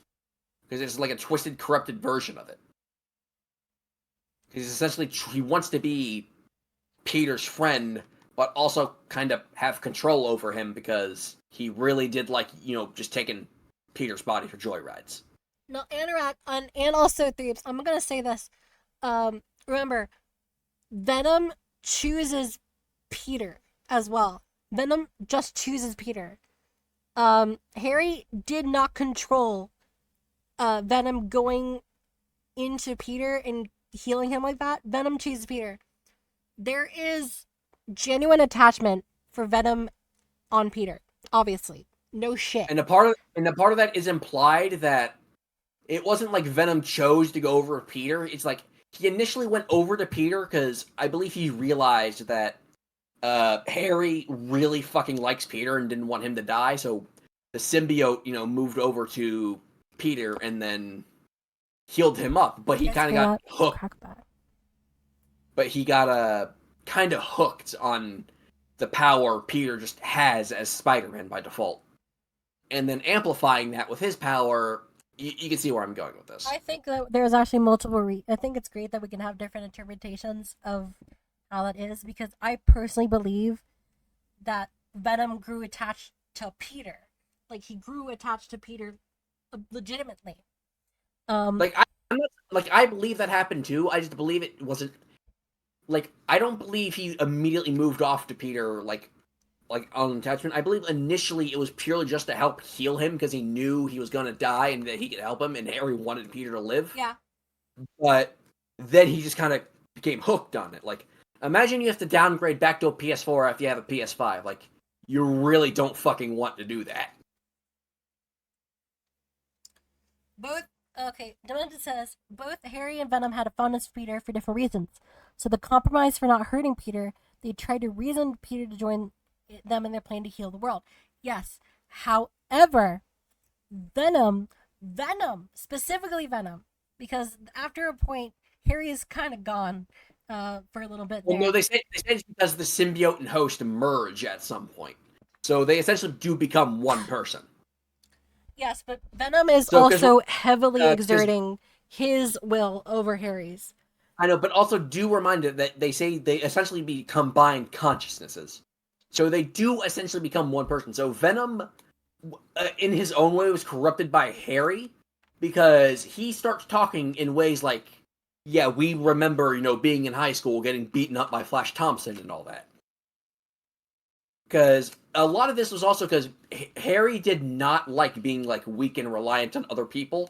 I do believe this part was a bit rushed because they didn't really have time to go into it, but he very obviously did not like being forced to rely on other people. Like, he even, like, when he calls up Miles that one time and asks, hey, you need any help with any, like, app and tech support or anything, he just wants to be useful and to not he be, wants to be relied on. Yeah. And so that, also, if you check the Discord, Lucian posted his 19 inches of Venom that he has, so that's very nice. Good on you, Lucian. Oh, yo, it's so cool! Statue is so fucking cool, dude. It's actually a good fucking statue. A very rare good statue. But, anyways, where was I? Oh, yeah, yeah, so it's like, he really, really did not like being forced to rely on other people. He liked being useful and being relied on. And also, my apologies, my voice is sounding a bit fucked. I still haven't drank any water. I've been talking straight for 3 hours. All right. Which, oh my god, we've been going about this for 3 hours. We're going to need to wrap this up because we still got Lethal Company stream to do. Now, we get to the part that we've been boiling to have an argument over. You are wrong, you are objectively incorrect. I will not. No, I'm not even going to give you the ground. Let me. You are objectively incorrect. No, you are incorrect. I'm just going to cut you off. I'm not even going to give you the basic time of day on this. This is a stupid look. It's a terrible look. It's terrible. It's so freaking stupid. Let me say what happens in the story. No, I'm not even going to give you the time of dignity for that. It's so terrible. That's fucked up. That's my stream. It's objectively incorrect. It's so fucking stupid. It looks stupid on him. Let me say what happens in the story. I'm still trying to summarize. Okay, so you finished the 2 phases as Peter with the unique armor mechanic that can only be damaged by anti-venom. Okay. So, no, I think it's extremely funny. I'm not gonna mute him to assert dominance. I can speak my point. And then Venom catches Peter off guard, realizes, oh shit, they got my crack rock. I got the crack rock. Gotta go get the crack rock. They got my crack rock. I'm not gonna say the Adidas suit is good. Yeah, no, Judy, something we agree on. The Adidas suit is fucking terrible. The moment I got the Adidas suit, I changed that shit. And then they forced it on me. The only way they were able to have me use that suit because they forced it on me and they didn't let me change it. And then Venom grows web wings and flies to the Emily May Foundation. Am I okay to continue talking about the story? Go on. All right. I'm gonna So, explain to you why you're terrible. Why it's a terrible opinion. you like the Miles original? Are you saying you like the Miles original? Is that what you're saying? Threebs, She do, didn't do like you the like the mild. Miles original? That's what they call it. Okay, I'll at least say this. The worst part. I kind of like what they're trying to do with the design. I can see what they're trying to do. It's the fucking it's the fucking mask. It's the fucking mask that fucks it up for me. Feels racist. Like I see not yeah right. No, It's the just suit, the mask, the way they cut his hair, the hair part off, it feels kind of racist. Uh, like I see what they're trying to do because they're obviously trying to say that Miles is trying to be his own person, but it's just from a logistical standpoint, like not even logistical, but like from a standpoint of you're trying to hide your identity to like any degree possible. So even hiding your basic racial features is like one of the ways you do that. And second of all, it's not even that you can't it's do not a that's not good even looking. racial features. That's his hair. It's just his hair. People have I dread. mean, White people have had dreads.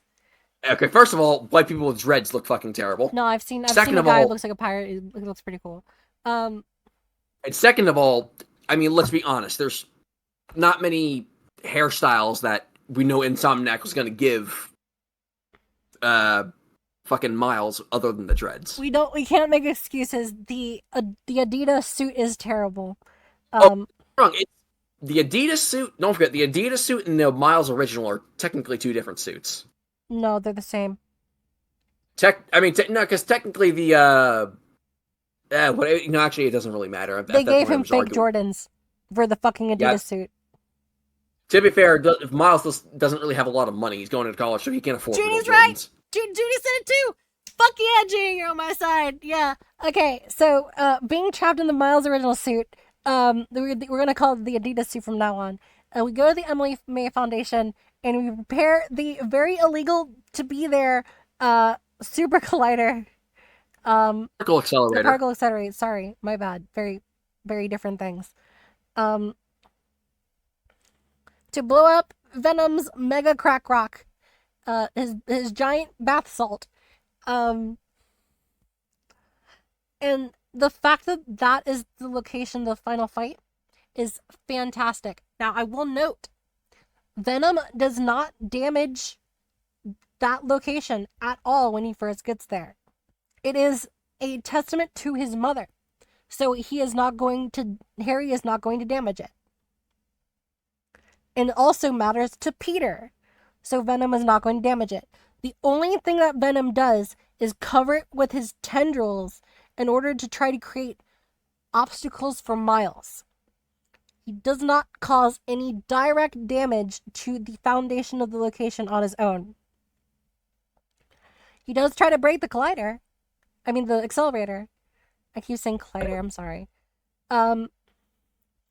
But he does not attempt to destroy the Emily May Foundation.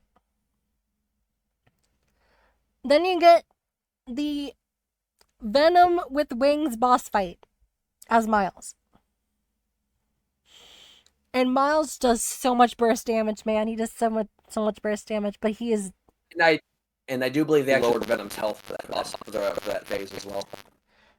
What about the Wings, Eternal? What about the Wings? Oh, you mean those actually incorrect additions that really fuck up a good design? I think the Wings look cool. I think the Wings look cool, okay? They look fucking terrible! They look cool to me. Alright? I will say one thing. I don't know why they're red. Design.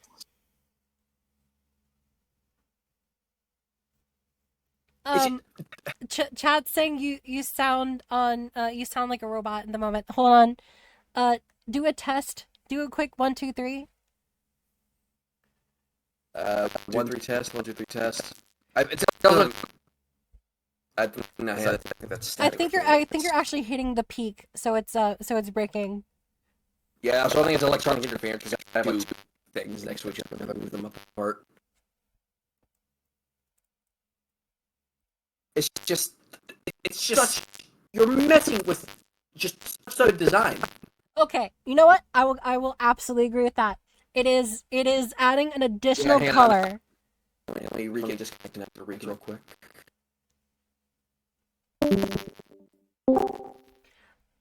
I will agree that it is adding an additional color that is not there originally. Technically, you could say it's a flesh color which is in his mouth, but I don't subscribe to that. Um, Venom Wings Spider-Man 2. It is adding red to the white and black, but it's not the same color as his tongue. It's more like a Spawn cape red. It's supposed to be his link to Null. No, that is in the comic, but we don't really have Null around in Threebs. Are you around? Yeah, I'm saying I fucking. I just hope we're not. That's not his connection and all. His tongue is pink, not really red. Exactly. But the fact that it is webs, I think the thing that saves it for me is that they are web wings. Because it is his version of the web wings, and remember, he is clasping onto Peter with arms and legs. I know he could just make like fucking tentacles to get around, but he is absolutely clasped onto Peter. It might be that Peter, because you're burning away the symbiote during the fight, it's possible that it's damaging him, and that's why he has to hold on so hard. Um, it's still buggy. Well, Threebs sounds perfectly fine to me. Hold on, let me try changing the channel. All right, Threebs, try talking Hello. one more time. Testing. 1, 2, 3. Does he still sound I'm robot? previewing it. That's it. Was the channel? It was the channel that was doing it. Sorry about that. Um, God, that Venom statue is so fucking rad. Yeah, Um, it's a good statue. I want it so bad.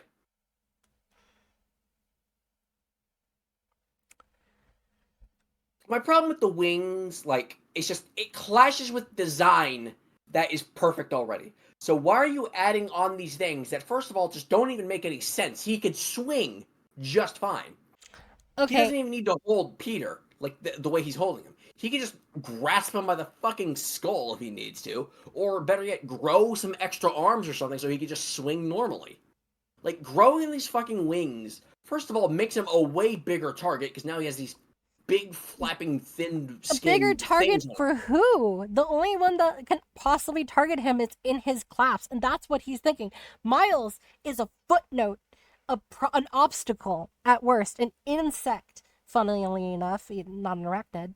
To Oh, you mean like Venom. a kid arachnid? Stop. Um, he views Miles as a low point in his life that removed him from Peter.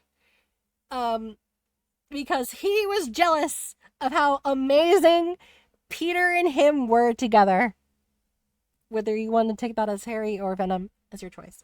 Now, I'd say it's a bit of both, actually. it's both. It's both. Now I want to mention that you get this lore through doing the Craven braces. There is opposites between Craven and Venom.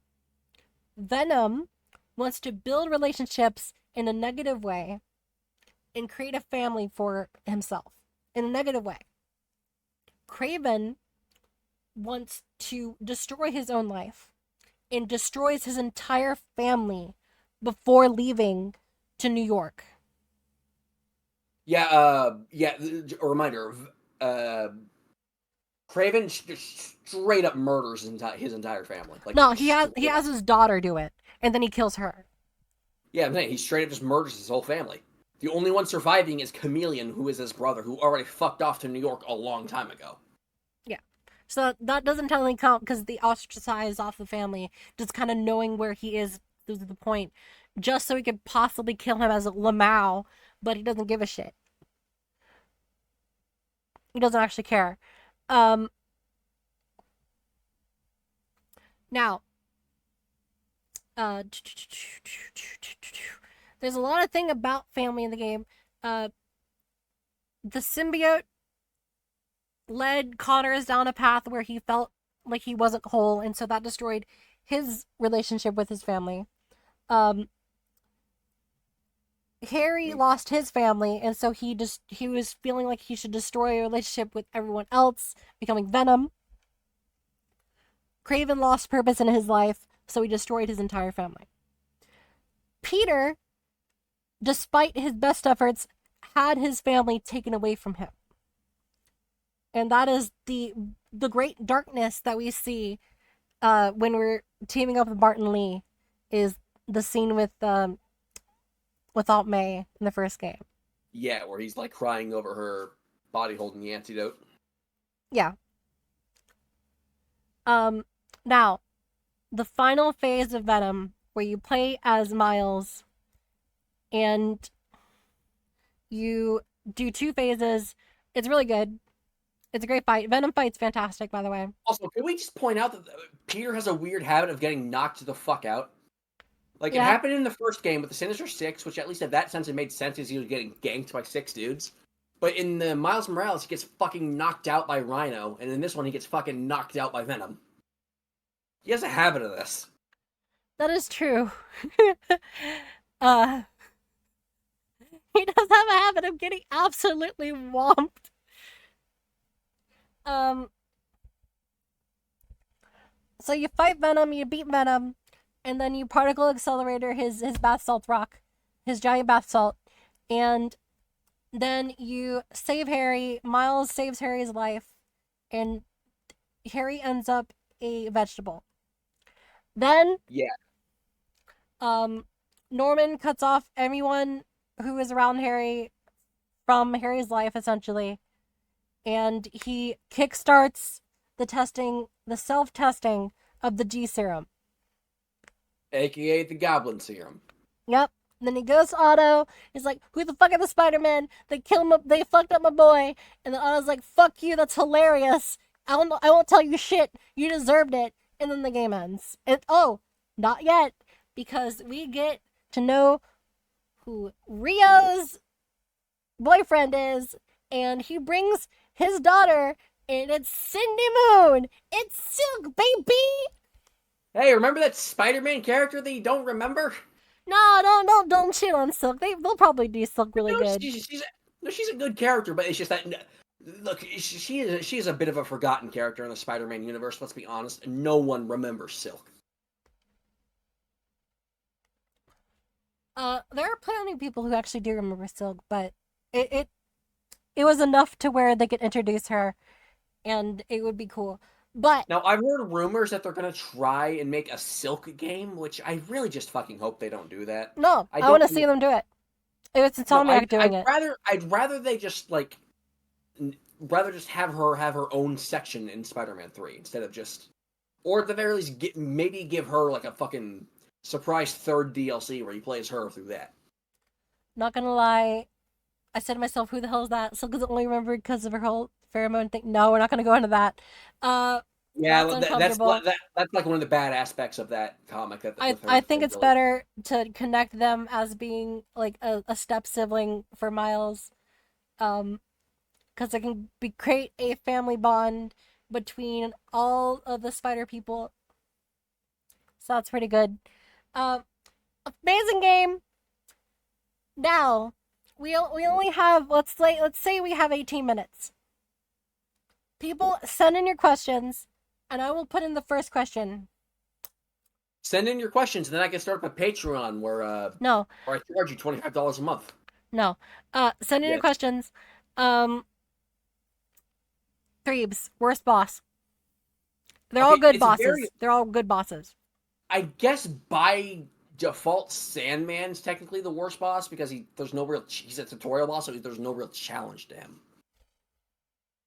So you literally just go along and press the buttons the game tells you to press.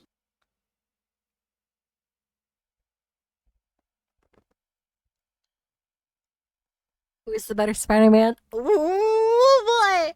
Ooh, buddy! Holy shit! Sorry, Optimus Primal's back in Fortnite. I can't download that shit again. It's gonna ruin my Well, life. I mean, you got a PS5 now, so it's not like you're gonna have to deal with any frame rate Oh, issues. okay. Um, for me, the worst boss was Scream, just because it felt like they could do more with it. Still a great boss fight, but in the context of all the great boss fights that the game has, including the optional ones, I felt like Scream was just the weakest, just because it kind of dragged on. Definitely did not need to have 4 fucking phases. Um, To answer who is the better Spider-Man, okay, look, let's be honest. They're kind of different Spider-Men in their own way. Because Peter's off doing his own thing with his own struggles. Miles is struggling with his own things. But I'll say this: they're really stretching the fucking. They're really stretching that whole bioelectricity thing thin with Miles in the comics. Because now he just has an electricity sword, and I don't I mean really like hope they don't do that. that's like a bolt of electricity that he's holding. No, it's a actual electric sword. It has a fucking hilt. The thing is like an actually fully formed sword that he has out of electricity. They are really pushing his fucking bioelectricity really fucking thin. It's really annoying. Anorak, save that question for the lethal stream. I think it could create a very funny screaming match. Um, but no, jokes aside, I'm actually going to answer that now. I just want to see Carnage being taken to the logical degree, and we get a proper to the wall, fist to fist, hate, beat the shit out of each other fight. I don't want it. I want the DLCs to be good. The DLCs for Spider-Man 1 kind of utterly disappointed me. They're just okay. They're just okay. Like they really did drop the ball at the end because they legitimately just let you knock out Hammerhead and then just go, oh well, now the day saved, and then you fuck off. No, I think they dropped the ball because the third DLC just feels like shit to play. The No, I'm saying climax is the best part. no, because legitimately at the end of the third Spider-Man DLC, you knock out Hammerhead Kill him. and then leave. He's dead. No, he's not dead. They don't say he's dead. You just knock him out and then leave. That's all you do. And then they roll credits and then that's it.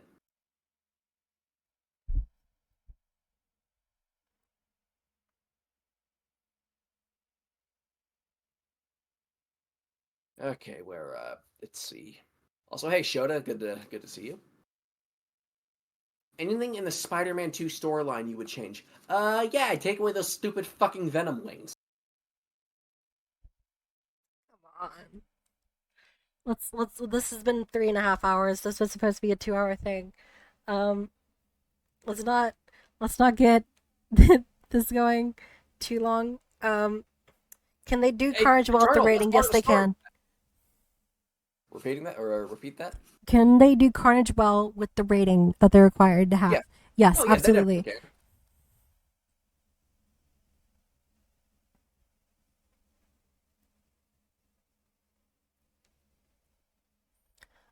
I'm actually gonna say I would agree with Threebs if the wings looked the same as they do in the comic. I hated them then and I hate them now. I'm gonna say that them having webs and being web wings is what saves them in my eyes. I just think I just wish that they had a gray interior instead of a red interior. Um, that's just my thoughts. Better if you're gonna give him web wings, why not give him the actual web wings he already had earlier in the game? Those are them, but I don't really get why they were red. It wasn't really a color that was on him that much. Um, let's get aside aside from the wings. Demented says aside from the wings. What would you change in the story? Probably make it so MJ isn't so fucking lethal. Story. Like in this story, she's fucking lethal. Do I need to remind you? She Good walked into the goddamn symbiote cave and walked back out like it was nothing. good point. She does Dead Space Isaac Clarke that symbiote cave. Um, but I think in the story, I think I would make the the symbiote descent for Peter a little bit longer. I Yeah, would like keep the because again, he under a day he goes fucking nuts. I would keep the teaching job as something he loses because of the symbiote, like increasing his aggression and his loss of inhibitions. Um, let's get we have time for a couple more questions. We have a little bit more time. Rock those bitches out. Come on, shoot them, shoot them. Gun shooter, yeah, gun shotter.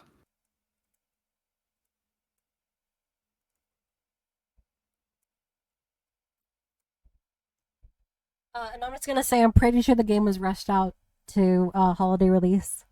It's a Oh great yeah, it game, definitely pretty was. polished, but there are parts of it Yeah, not on no. This is stream. genuinely one of the buggiest games in the series. Like there are times when I'm trying to switch my costume and I turn into a white cube. For me, there were several crashes and not seen on stream, but when I was fighting Mysterio, I got lodged into a Ferris wheel and I had to restart the entire checkpoint. Game's a bit buggy. All right, any more questions? Any final questions? We're gonna close it out. If we don't get into question in 1 minute, we're gonna close it out. I'm gonna go on break, and then we're going to set up more company.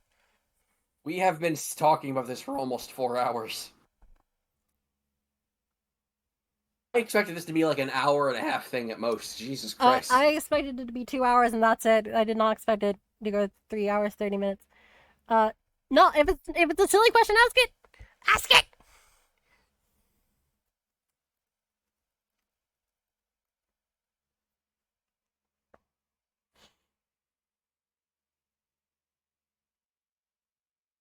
Go on, ask your questions there, kid. Come on, let them out. Want to sign my question?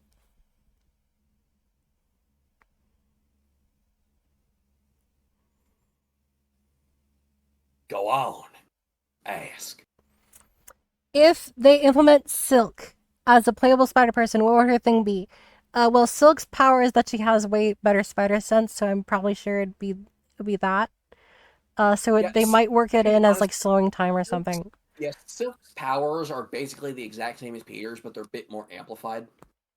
So, The sliders are the points. Basically, Silk is looking at Peter Parker's character sheet, and she's moving points to different places. Um,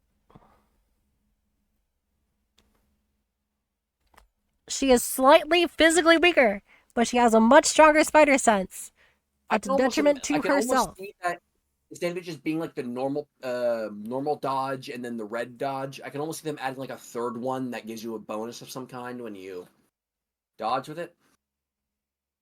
Do you think they would Do you think use they would use Flash or? Flash or I could very easily see them making it their own Venom game and then having like a Flash Thompson or something DLC.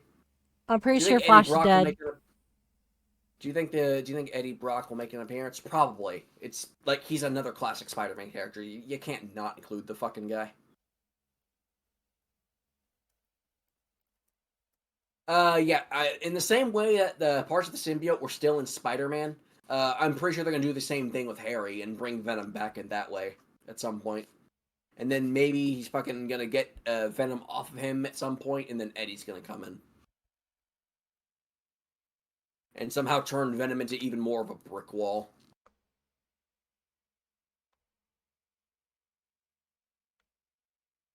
Okay, no. Flash is alive and he is helping veterans. Yeah. So I could easily see him becoming another Agent Venom. Before. Do you think any part of Venom survived to the end? A lot. I'm pretty sure a lot of parts of Venom survived. Because the And what I just symbiotes are still active after you beat the and game. yeah, and basically what I just said, in the same way the symbiote was still alive in Peter, I'm pretty sure it's still alive in Harry. If they do reference that Spider-Man 3 scene of him trying to praying to God to try to kill Peter Parker, then I best game, 10 out of 10.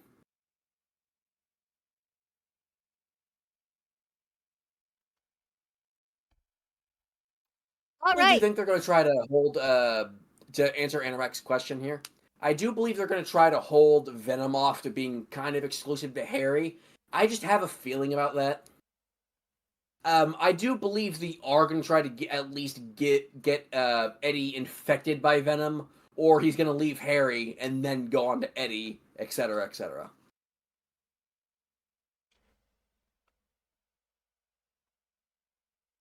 All right, we have one time for one more question. If it's silly or not, doesn't matter. Get it in, and then we are closing it off. Oh, this is going to be fun to edit down.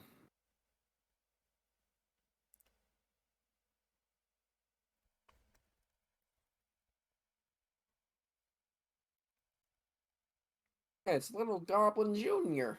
If they do make him Goblin Jr. in 3, I fully expect them to reference Bully McGuire.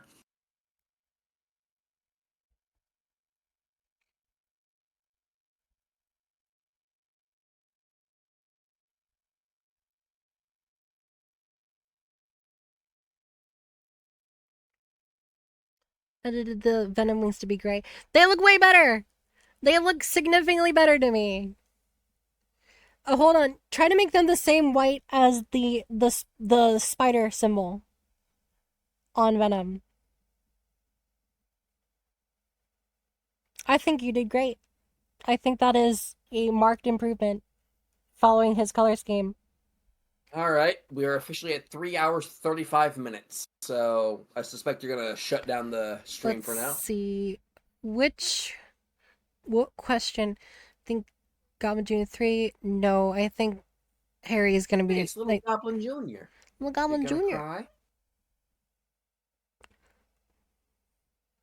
cry? Favorite color go. Red. Favorite color?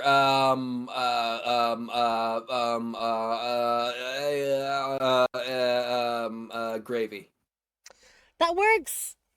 Good night, everybody. We'll be back in like 10 minutes. All right, guys. By the way, if you are joining for the Lethal Company, More Company, make sure you download the most recent version of the mod because I'm looking at it here. Let me check it right here. More Company. It got updated yesterday. So go install that. But for now, thank you all for joining. I will get things set up. And yeah, thank you guys for coming. This was a good little experiment. We'll probably make the next one much shorter. Like much shorter. You can join. No, it's no idea if your headset will last though. That's fine. That's actually fine. It'd probably be preferable. Um because it makes you less weak to the dogs. But yeah. I'll see you guys shortly. Cringe. I spotted cringe. No, not cringe. Uh bye. Let's see who we're gonna raid first. I'm gonna do like a mini raid. We're gonna do a raid for each stream, so technically this is a stream. Let's see who where we dropping, boys? Where we dropping? Fucking, I don't know. Someone else playing Spider-Man too. Nah, some people don't want to see that. Um,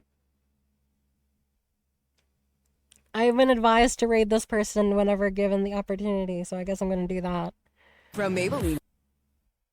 From Maybelline.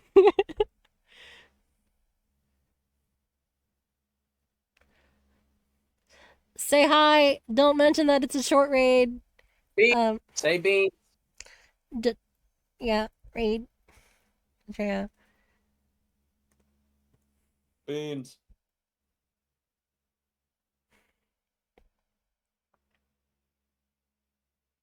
Beans. I'll see you guys back shortly for Lethal Company. Beans? Beans indeed.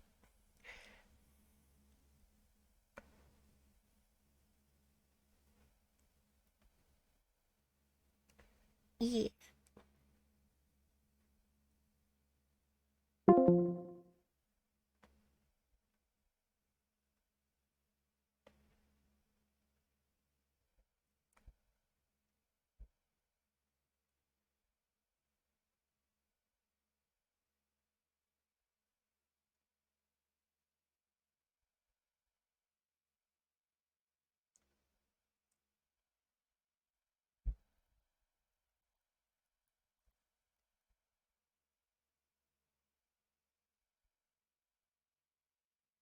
Fun for everyone.